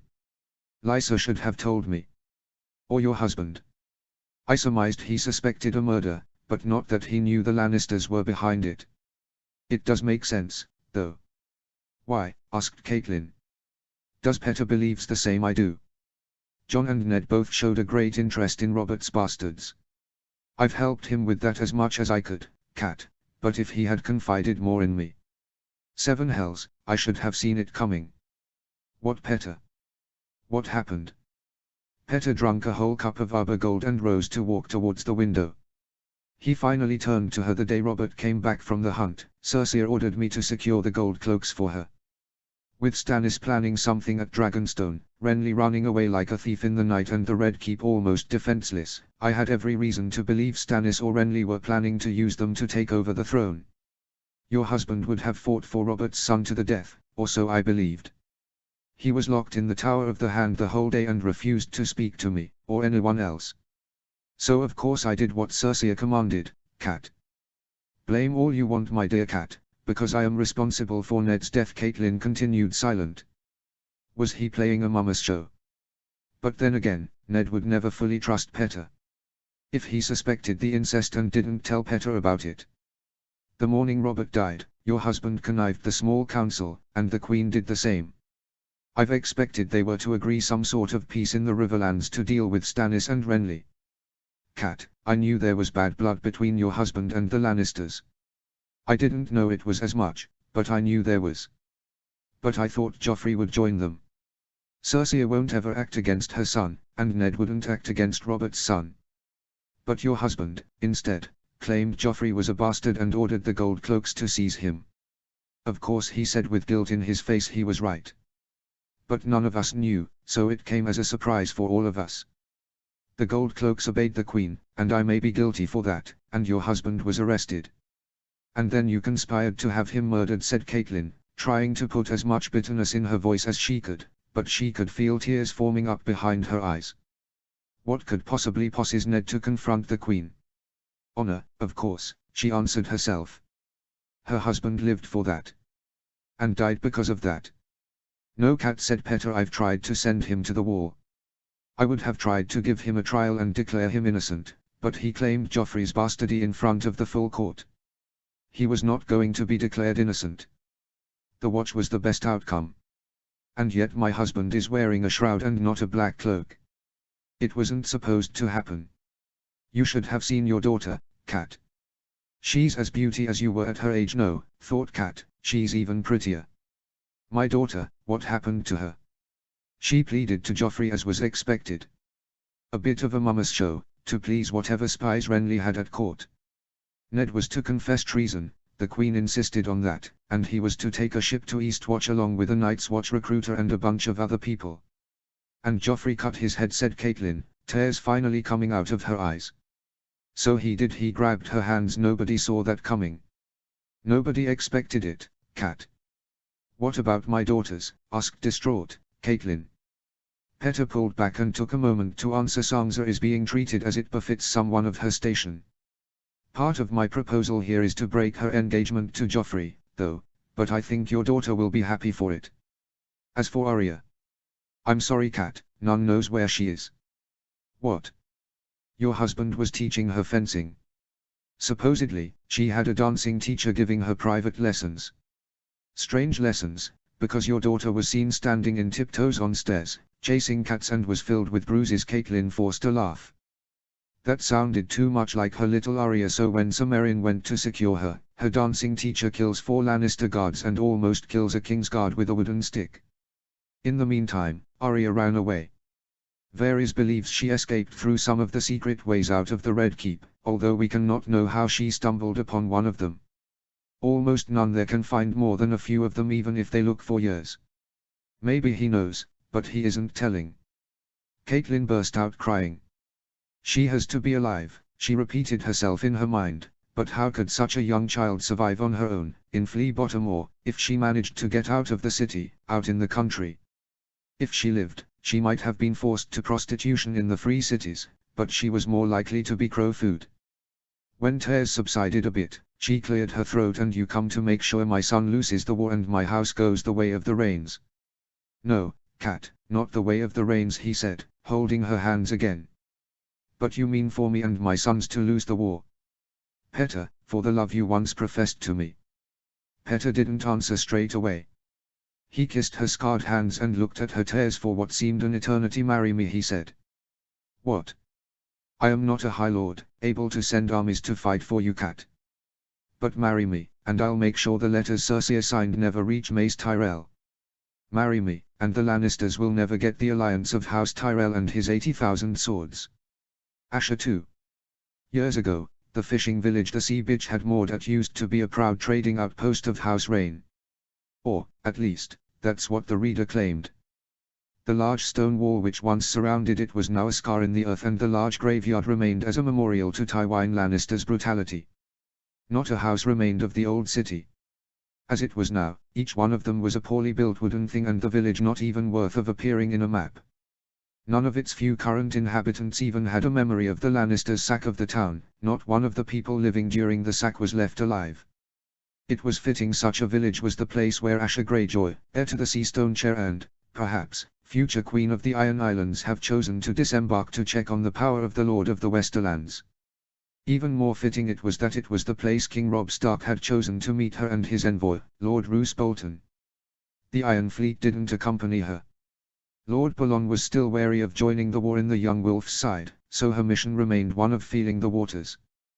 With that in mind, she ordered her men to help Lord Bolton disembark and took note of the Mallister longships docked at their sides. Quite similar to the Ironborn ones, but quite fewer in numbers, she knew.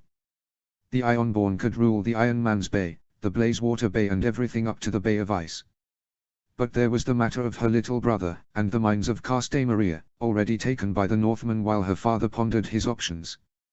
Absent any proper keep, hole or castle in town, her meeting with the self-styled king in the north was to be at a sailor's inn. A whorehouse actually, as too many she had visited for ale and fun. The path towards it chilled her. Her father believed in a short and cheap victory against the undefended north.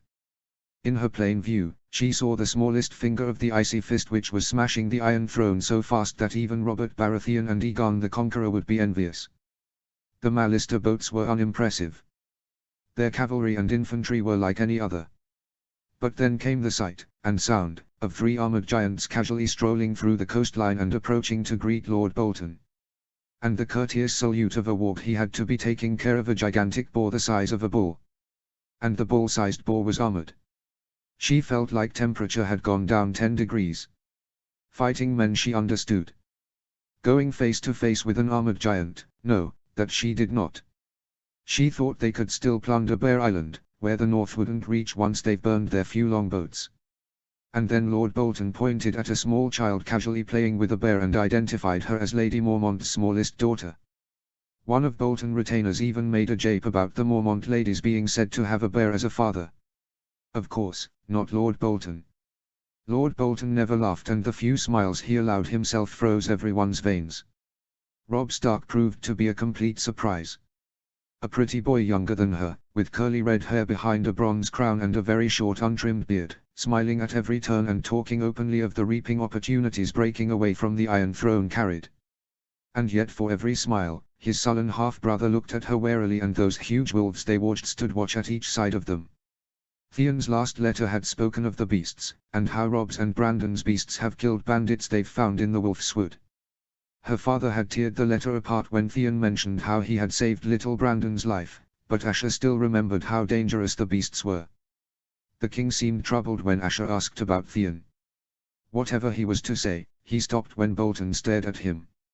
Sitting next to the Lord of the Dread Fort, Asher was unable to see Bolton's expression, but Stark quickly indicated Theon wasn't at the Westerlands. Further inquiry revealed her brother had been injured and scarred in battle, but Lord Bolton was quick to point out he got the injuries by paying the iron price for the Kingslayer's armor, and further questioning only revealed that Theon had successfully recovered from the injuries. What came next was tougher.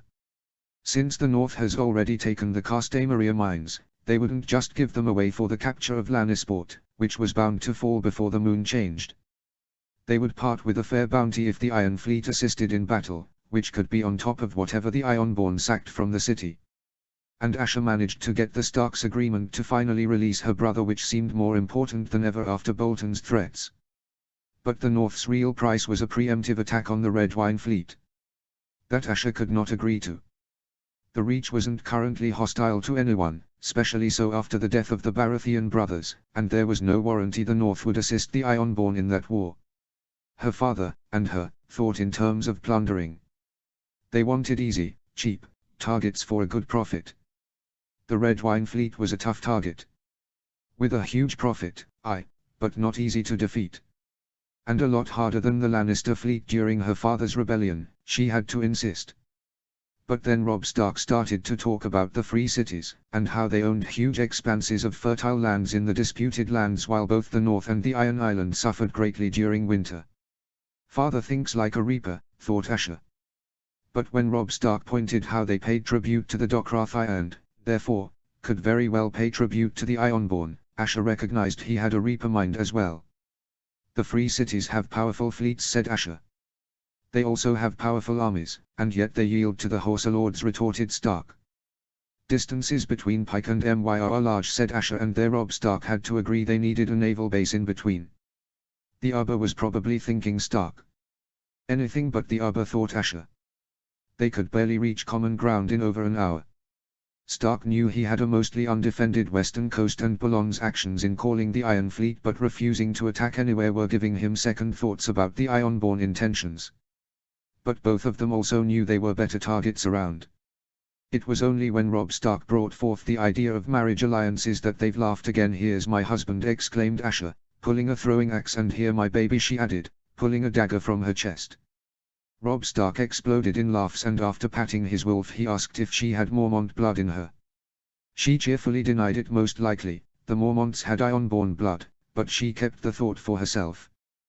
But she looked at the boy interacting with the giant wolf and the crown in his head and thought, you're married too, boy. You just don't know it yet. Asher left with the evening tide. Once aboard the Sea Bitch, she sent a raven to Pike. Whatever they did afterwards, the Iron Fleet had to aid in the attack on Lannisport. The Lannisters were defeated, whether they knew it or not, and if they didn't act, the war would be over before they could reap anything out of it. Beyond that, Pentos and Myr were enticing if they didn't have Stannis Baratheon keeping them in the Sunset Sea lest they brought forwards complaints from the Assosian cheesemongers. But they needed a safe haven in between, especially during winter and its long storms. Maybe they could just dedicate to random piracy, as long as they didn't mess with the Red Wines. Maybe they could jump on the Red Wines if the Starks jumped on the Tyrells. She didn't really know, not yet. Behind her, in the night, 3 of the Mallister longboats sailed north. If rumors were to be believed, the king in the north and his half-brother were aboard. Or maybe they spilled that to test her. She didn't attack them. And, as the Greenlanders as they were, they've sailed along the coast. The sea bitch soon set course into the dark of the ocean, towards Lord Sport, the Iron Fleet and, maybe, Lannister gold. Robb Okay, I can do this, thought the young king in the north, trying to dry up his hair. The storm still raged outside the castle, and Robb Stark walked through the castle's main hall, where the old lord of the lands, my lands, now expected him. At his side, only Jon remained. All his other banners, soldiers, pages, squires and maids were left behind.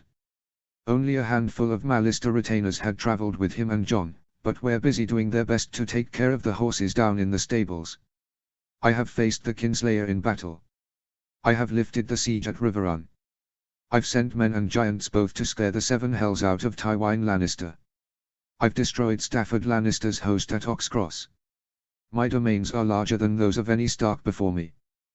The Westerlands and the Crowlands tremble at my armies. I turn into a giant direwolf whenever I want. I am my father's son.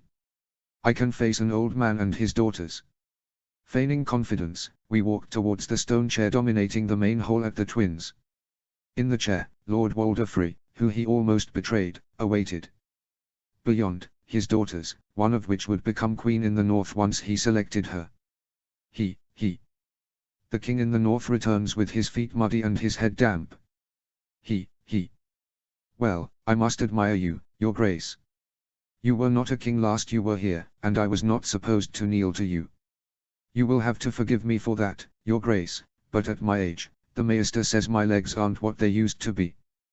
But it's only my legs, as my sweet wife can confess. He greeted Lord Walder Free. Nor was I expecting you to kneel, thought Robb Stark.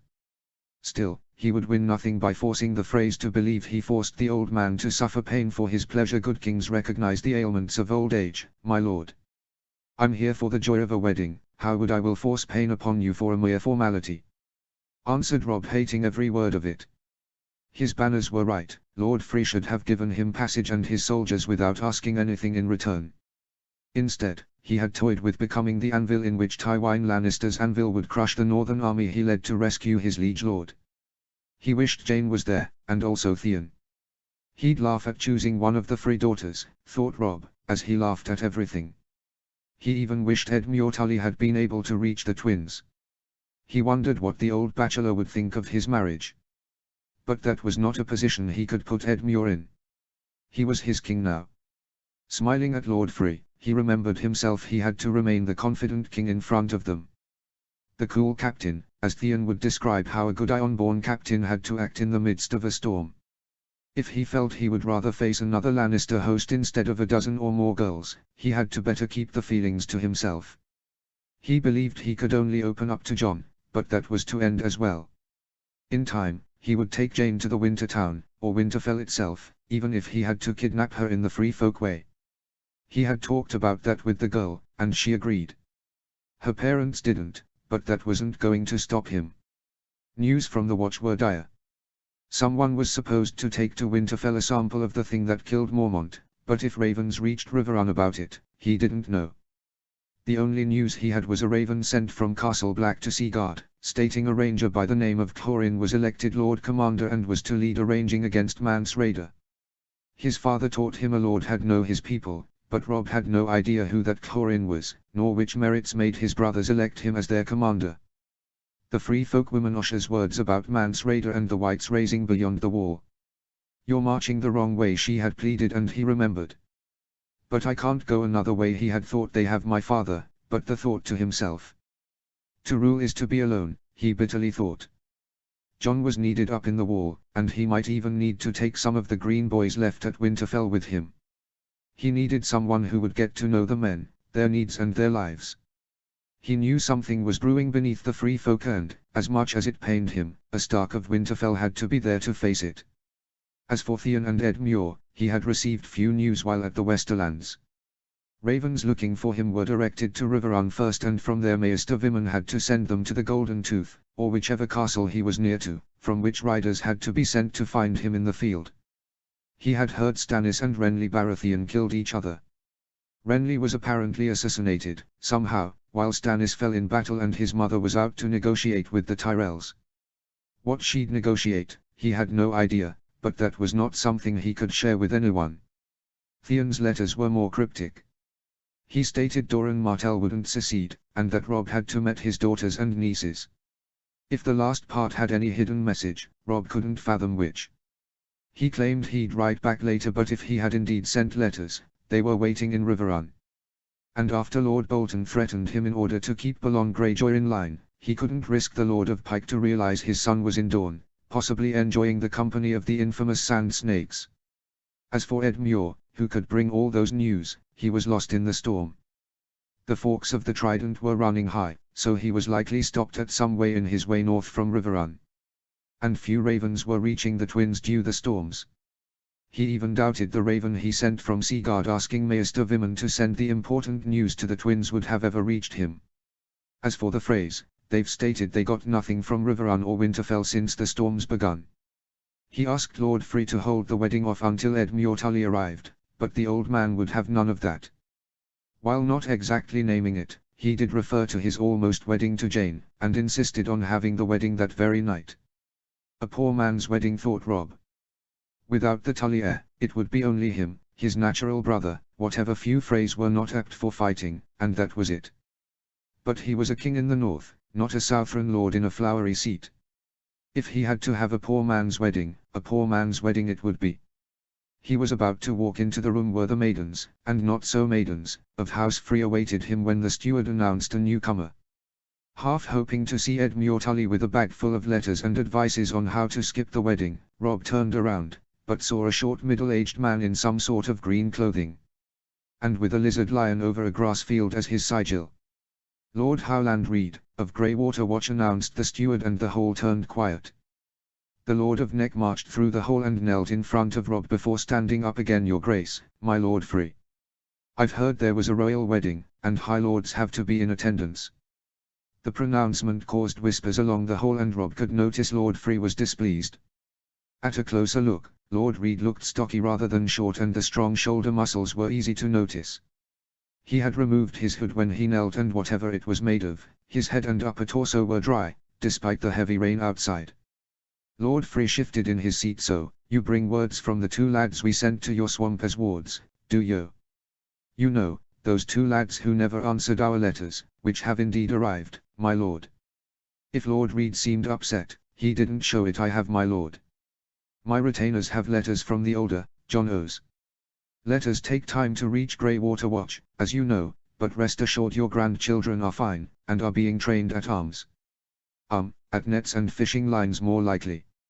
You frog-eaters don't fight with manly weapons, said Walder Free, causing John to step forward. My lord, that's my brother's bannerman you're trying to mock, said Robb's brother. My apologizes, my lord, pulled back Walder Free. I still want my grandsons educated in knightly weapons.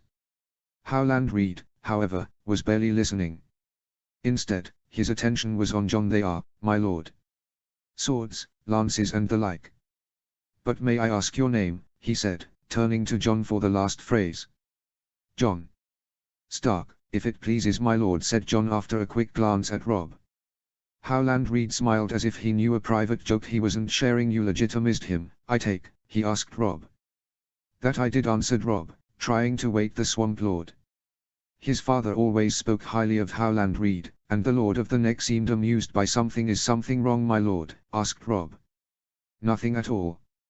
It's just that John reminds me of an old friend of mine. Robb tried to get his inner self relax. Well, then if there is nothing to ask, I'll ask Lord Free to show me to his daughters. Lord Reed, you're welcome to come with me, as you are, John, said Robb, half wishing a dragon would pop out of that room instead of his future wife. An hour later he was joined by John and Howland Reed at the quarters Lord Free had consented to assign him. The inspection, because that's what it was, of the Free girls left him with sour taste.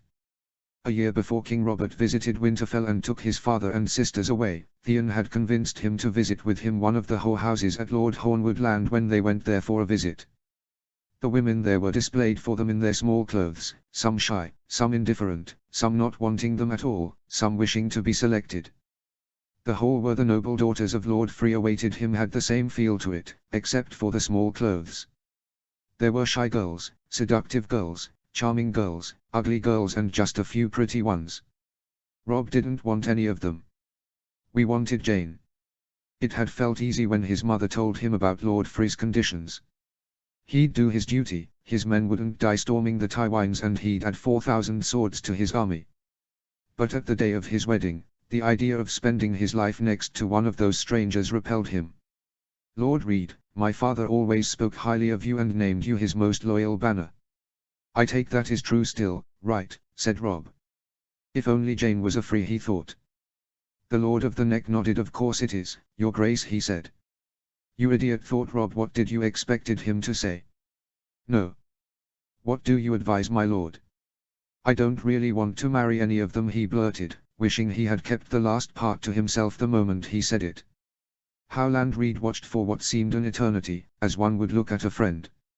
Finally, he retreated to a table, sat, and took a peach the phrase had left at a bowl. A peach, he said, and bit it. It's been a long time since I've eaten one. You'd like to marry that girl from the crag, right? So word had come out, thought Rob. Yes, but I know I can't. Howland Reed nodded, licked one of his fingers and let the peach on a dish. If you allow me, Your Grace, for trust your father had in me, you did a foolish thing down in the south. But hear me out before you say something. I met someone, a friend of mine, who wished to do a foolish thing, as you did. But he didn't. Maybe he wasn't brave enough and hid behind his duty, maybe he was afraid the girl would reject him. Which he should, because he was married already. So he did his duty and had a long, happy married life. Yet not a day happens without him wishing to have done a foolish thing, and wonders if people wouldn't be better by it. It is done, though. I had another friend who did a foolish thing. That friend is long dead, and way too many people suffered for the folly. And I had another friend who sat, just like you, about to marry for duty. If he had a chance for folly, he didn't take it. He had never met his bride before and had as many second thoughts as you do. What happened to him? Asked Rob. He took his bride in marriage and they had a long, happy life together. None of them worried about follies. Their firstborn son grew to be a king. That sounds like one of the love stories my sister songs are like, said Rob, unconvinced. Mayhaps it is. Mayhaps they've never told me woes of their marriage.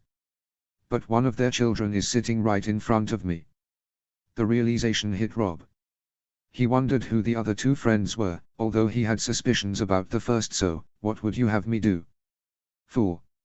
You had to ask for his advice. He doesn't give you orders. It's good to have done foolish things. But if lords can't afford them, much less can kings. Choose one, Your Grace, and marry her. Let a Free become the first queen in the north since Asha Stark, Torrhen's wife. Which one do you suggest? Asked, resigned, Rob. What do you think, John? Asked instead Lord Reed. Roslyn Free. She's the prettiest, so you can at least have that, said John, who had remained silent during the exchange. She's also shy, said Rob, unconvinced. It might be good, contemplated Howland Reed. You know that's a honest trait of her. Everyone else in that room was pretending, including you, Your Grace. You can't judge them in any other way in such a short notice. I shouldn't have such a short time to select, wanted to complain Rob, but he knew it was of no use. That night, Rob of House Stark of Winterfell, king in the north and first of his name, married Roslyn Free, who became Lady Roslyn Stark, the queen in the north. The wedding was small, but warm and happy. The music sounded loud, the wine flowed red, the guests danced and laughed. Rob might have made her heir that night. It took 2 days for the storms to recede. John marched north towards Winterfell and beyond. Rob marched south, to Riverrun, along with the Queen and Lord Reed. It would take him 3 more days to finally meet Edmure at a small ford over some unnamed stream and receive the up-to-date news of his mother's negotiations with Mace Tyrell and Theon's departure towards the Iron Islands. Edmure Tully was one unhappy man. First and foremost, his father was dying and there was nothing the Maesters could do about it except easing his passing with milk of the poppy. If personal tragedy wasn't enough, his older sister had put him and Tywin Lannister at war without his consent or knowledge. He had put everything he had available to the defense of his lands, only to lose spectacularly to the Kingslayer and be captured while the Lannisters burned his lands and butchered his people. Help had finally come from the north, instead of the south, where it should have been. His nephew, his men and his monsters, of which the young wolf was one, sided with him and rescued him and his lands as if he was a maiden in distress. What came next was, in a way, a form of humiliation. Northern lords hinted crowning the young wolf and breaking apart from the Iron Throne after a long night of deliberation.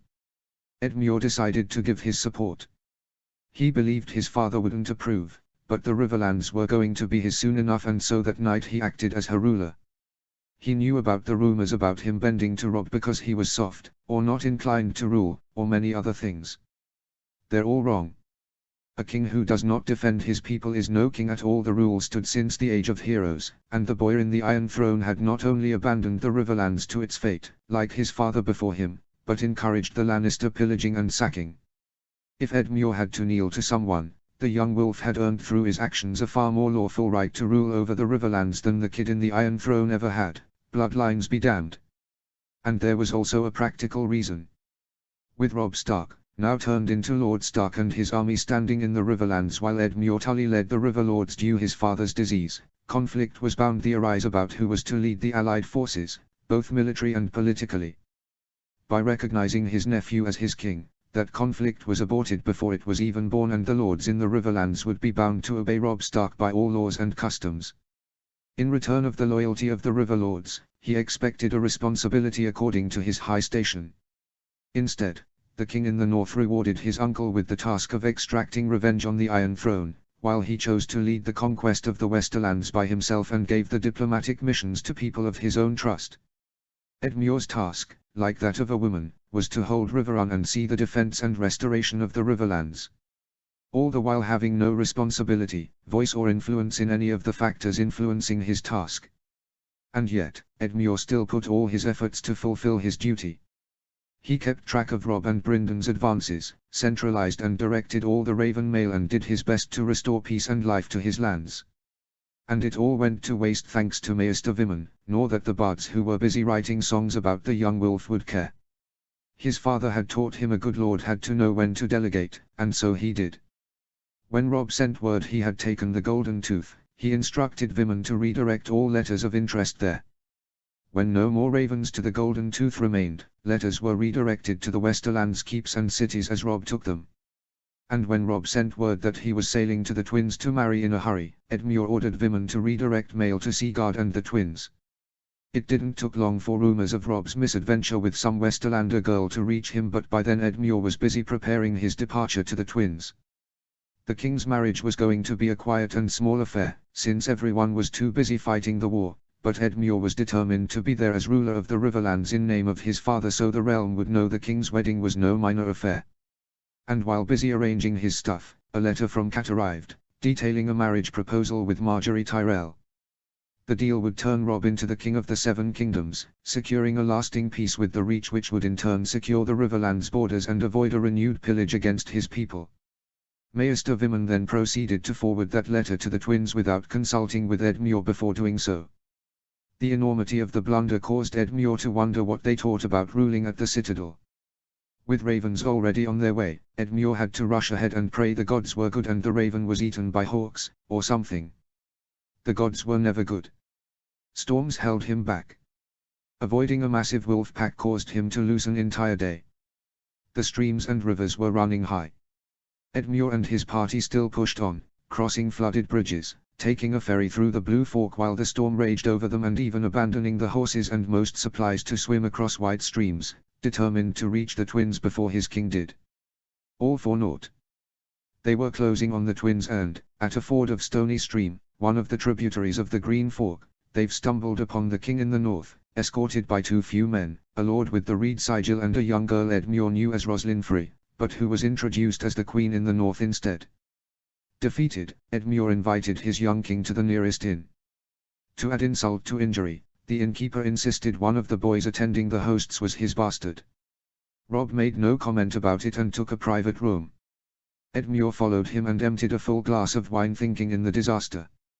Neither Robb nor Howland Reed partook, but they weren't their lands the ones bordering with the Reach. We might still be able to salvage the situation, considered Robb Stark after Edmure debriefed him. The Tyrells need an alliance to secure their grip in the throne. We can still offer them bran. Edmure shook his head. Not a chance.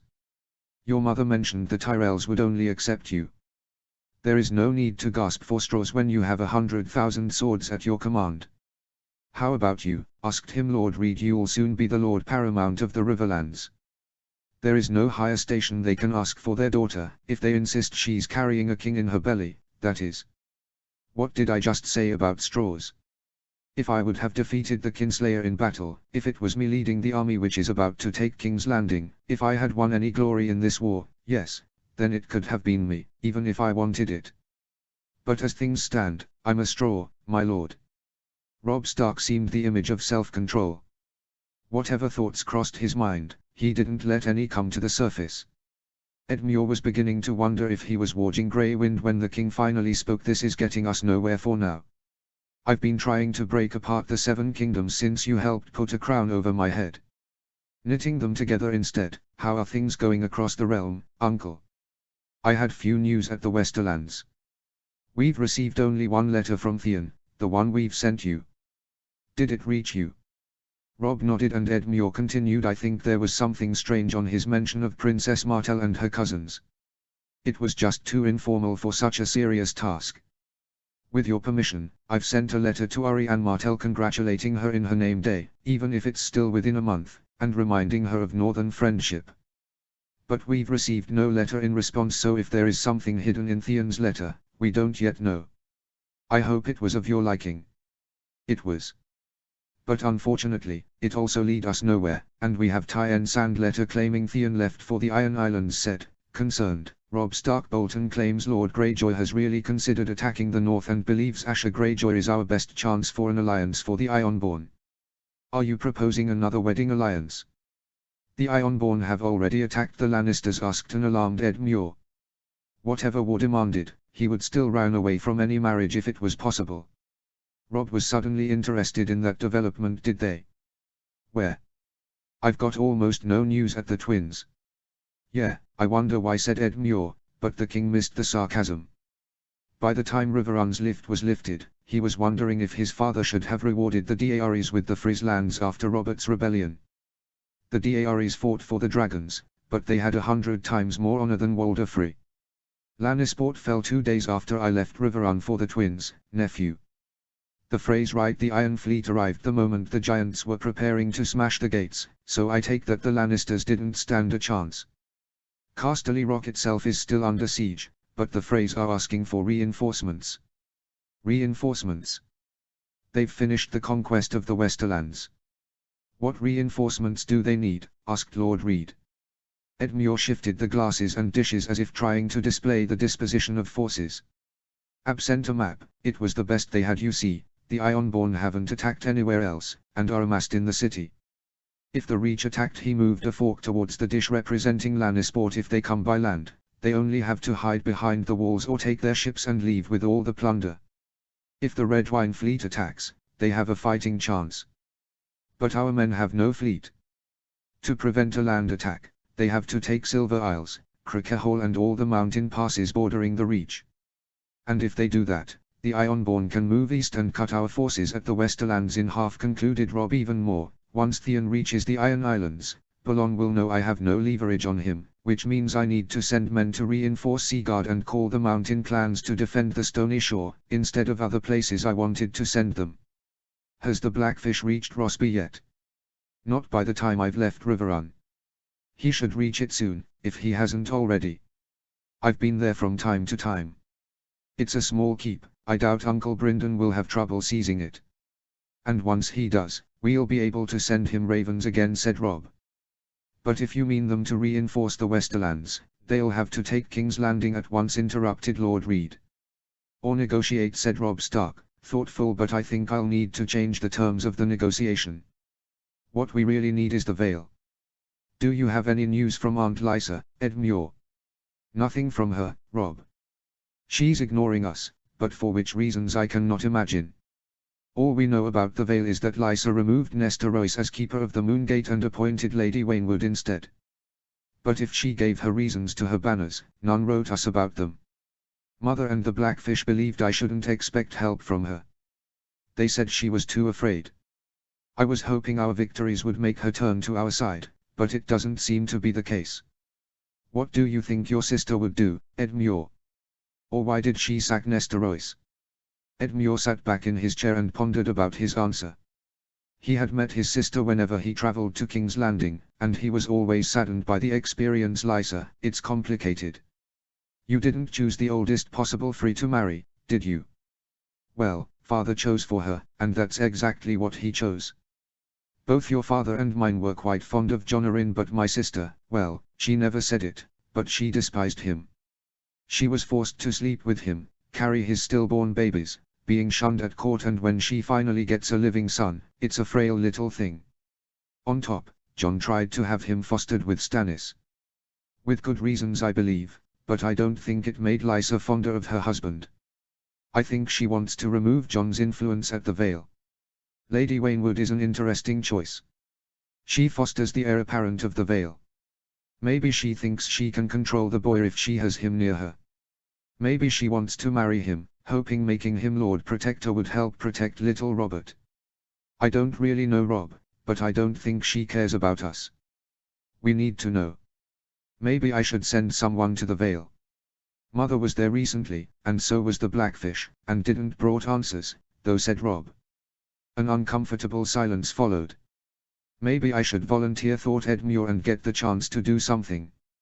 It's Lysa, though. It's likely to end in another failure. Still. It was Lord Reed who broke the silence. Merchants, he said, what we need is to know the general mood in the Vale. The gossips, the talk about marriages among lords, who is raising swords, who isn't.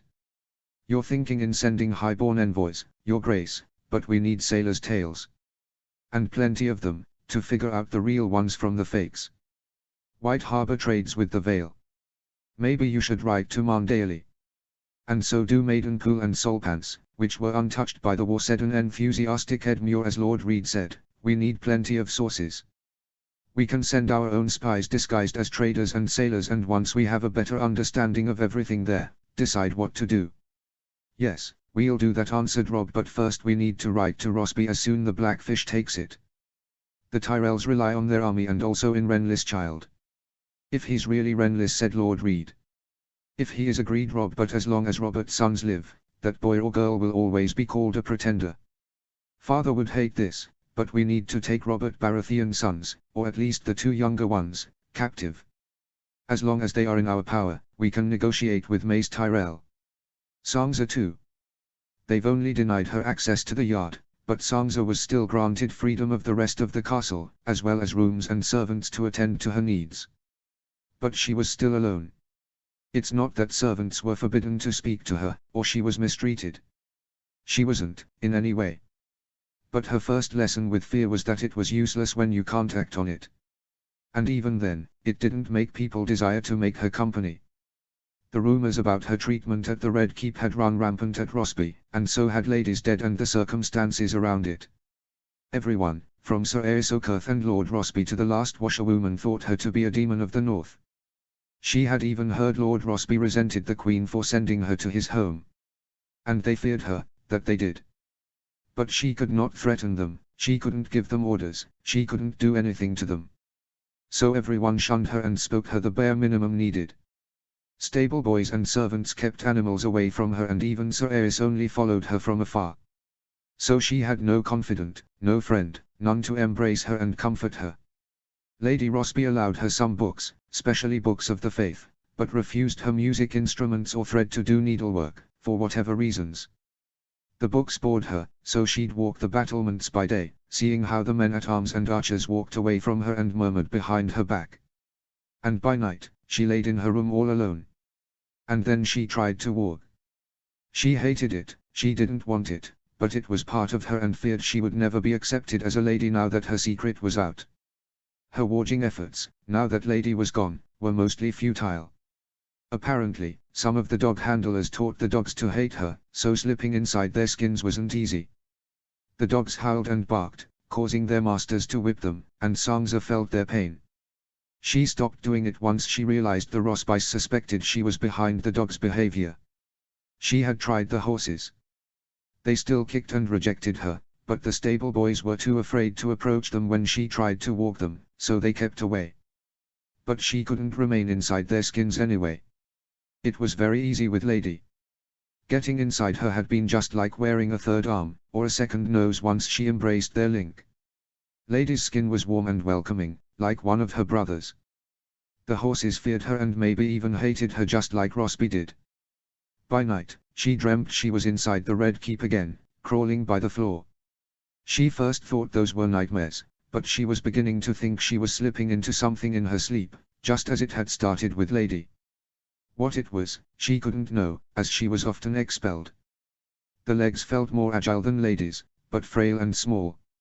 Her eyes owned the night in those dreams, but, whatever it was, she was no fearsome beast in her sleep. Her only success was slipping inside a fly, but the experience was so horrifying she vowed herself never to repeat it. And so, one afternoon she decided to take her walk through the battlements after lunch.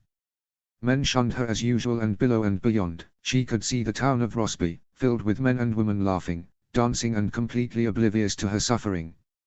Somewhere beyond the horizon, Robb was smashing the Lannister armies. Further north, Arya, Bran and Rickon were likely to be playing in the hot springs of the Godswood. And even further, her half-brother was earning himself a place in the Night's Watch, along with Uncle Benjen. But at Rosby, she held back Tears alone. A falcon flew ahead. Sansa wished she could be one, to fly back to her mother and siblings.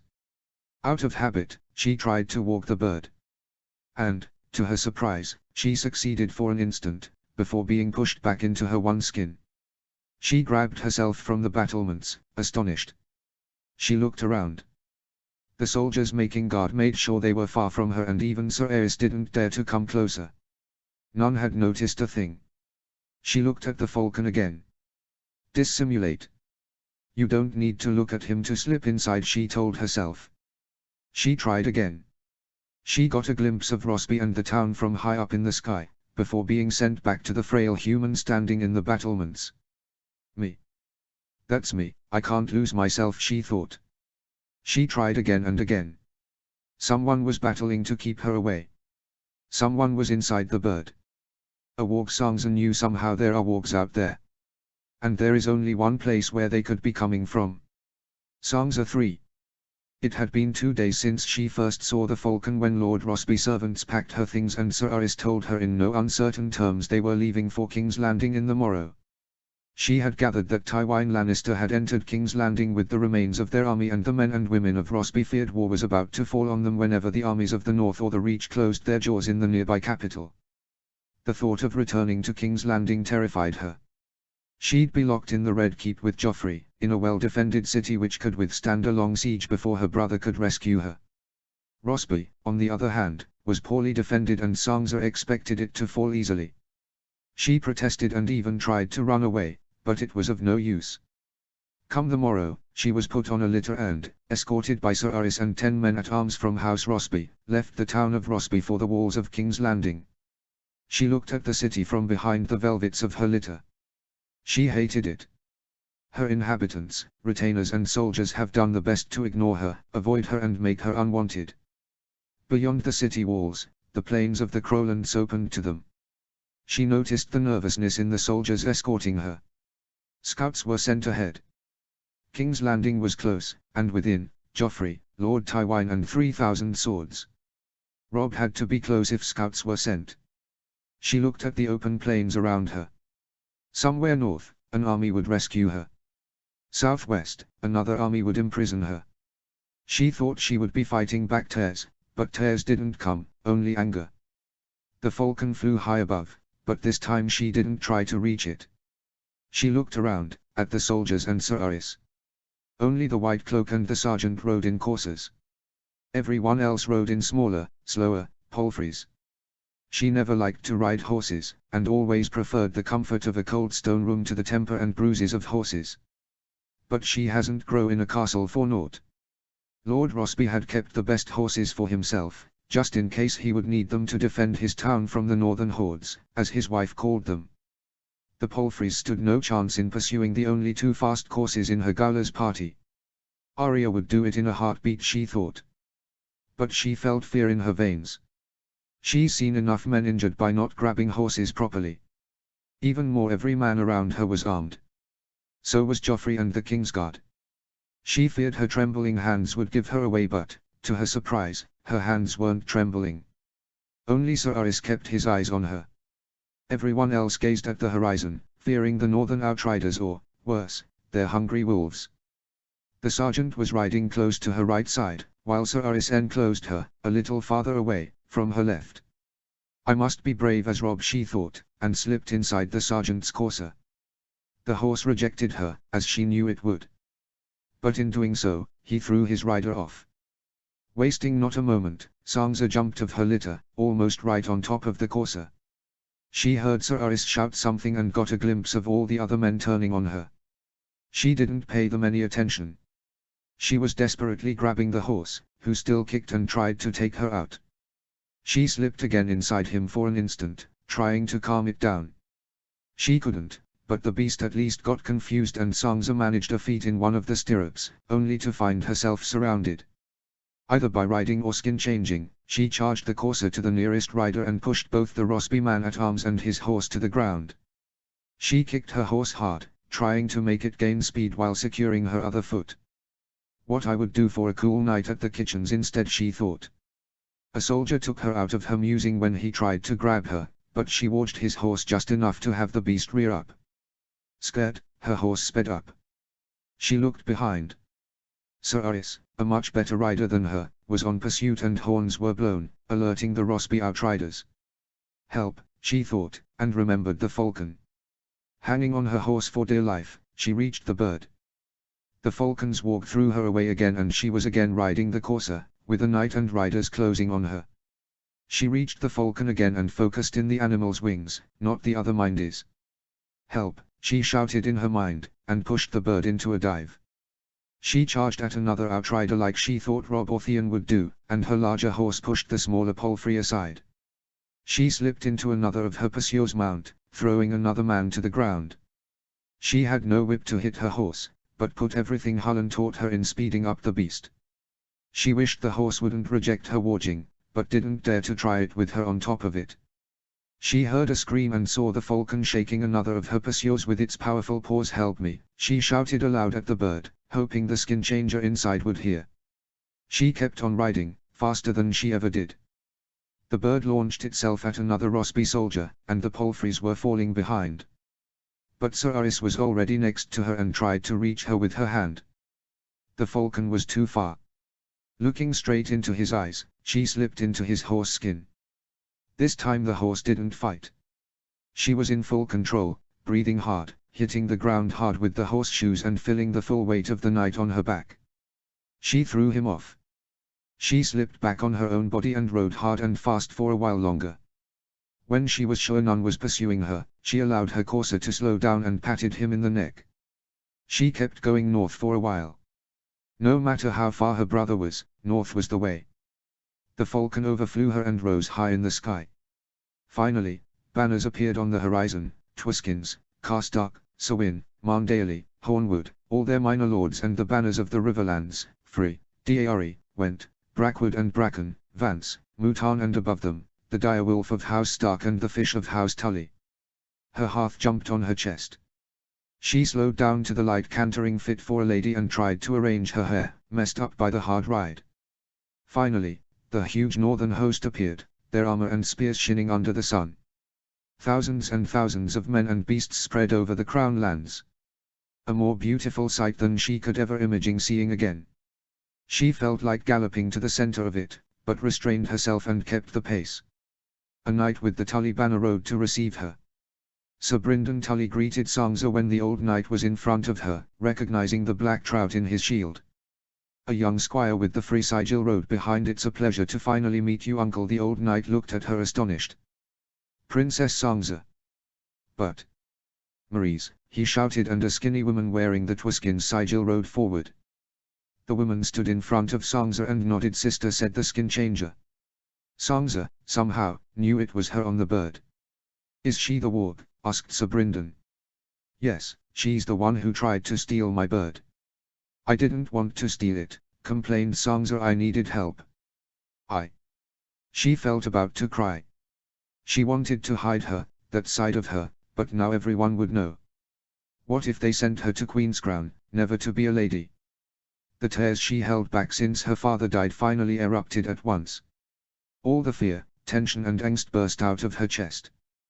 Behind the curtain of tears, she saw the Blackfish dismount. He took her out of her stolen horse and hugged her. "It's fine, Sangza. Everything will be fine. Come, there is someone I want you to meet. Come on Elmar, tell your betrothed to come," she heard him say to his free squire. Despite the cold steel, her Uncle Embrace felt warm and, wondering whose fiancé he wanted her to meet, she was taken amidst the northern host, where men from all over her land hit their shields with their weapons shouting "Stark! Stark! The king in the north! Elmar I." It has been 5 days after Rosby was taken. Sir Brynden barely took a day to set up his own men in the castle and dispatch ravens to Riverrun.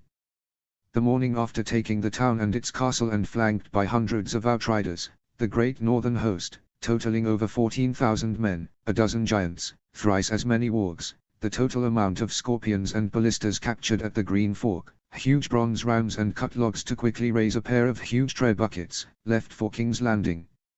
5 days afterwards, they were camping right outside the walls Egon the Conqueror had risen, almost 300 years ago, when dragons still roamed the land and the blood of the dragon ruled the land. "See that smell? It's the smell of fear," told him an Umber squire, as he passed next to him carrying lumber for a fire. "It smells like shit," thought Elmar Free instead. His experience in battle taught him both things had the same smell, so it might be true. "Have you seen Arya Stark?" he asked instead. "Oh, that. You must be the squire, right?" "She must be with the giants," answered the Sawin kid. As usual, thought Elmar.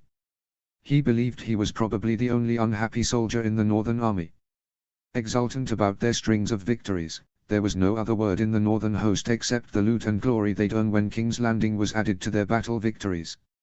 Elmar Free, squire of Sir Brynden Tully, was finding out life wasn't a song. His princess, the maiden in distress he had once joked about releasing, was a huge disappointment. Instead of the polite, feminine young lady he expected, he found a tomboyish girl who was always trying to get away from the column, was always covered in dirt and mud, preferred the company of the low-born urchins she was found with and who teased him merciless. Their burgeoning relationship could be summarized as mud in the back of Elmar's head. Fortunately, Sir Brynden liked to have the giants close, so Arya was supposed to be nearby. The camp was getting so large it stretched all the way around the walls of King's Landing.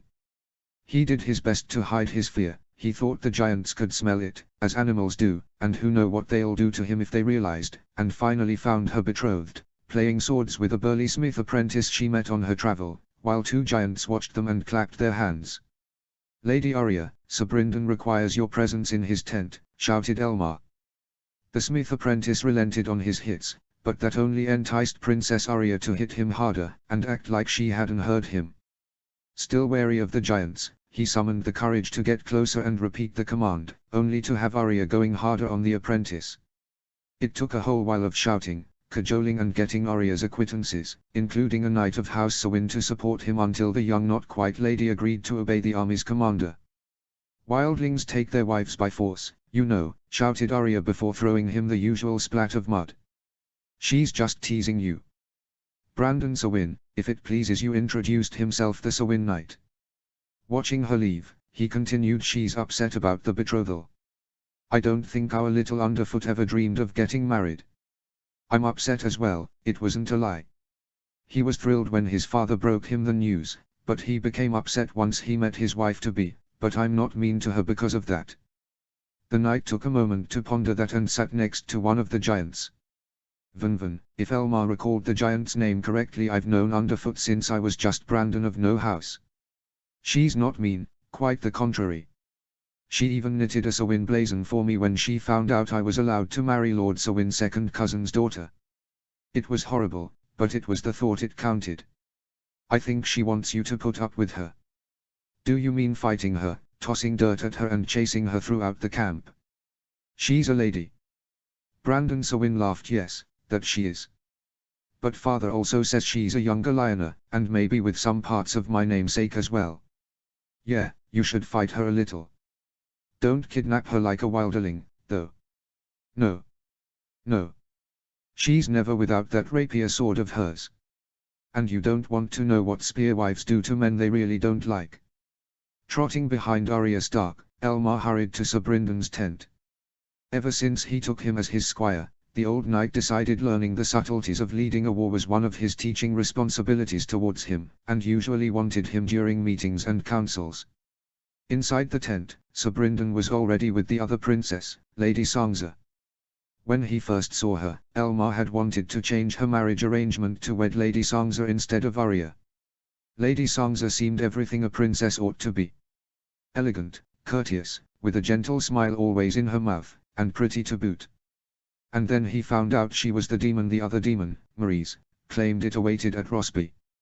If rumors were true, she had been trying to steal Marie's bird from afar, and once she was released from Rosby, she commanded the horses into an stampede to kill the knights holding her captive.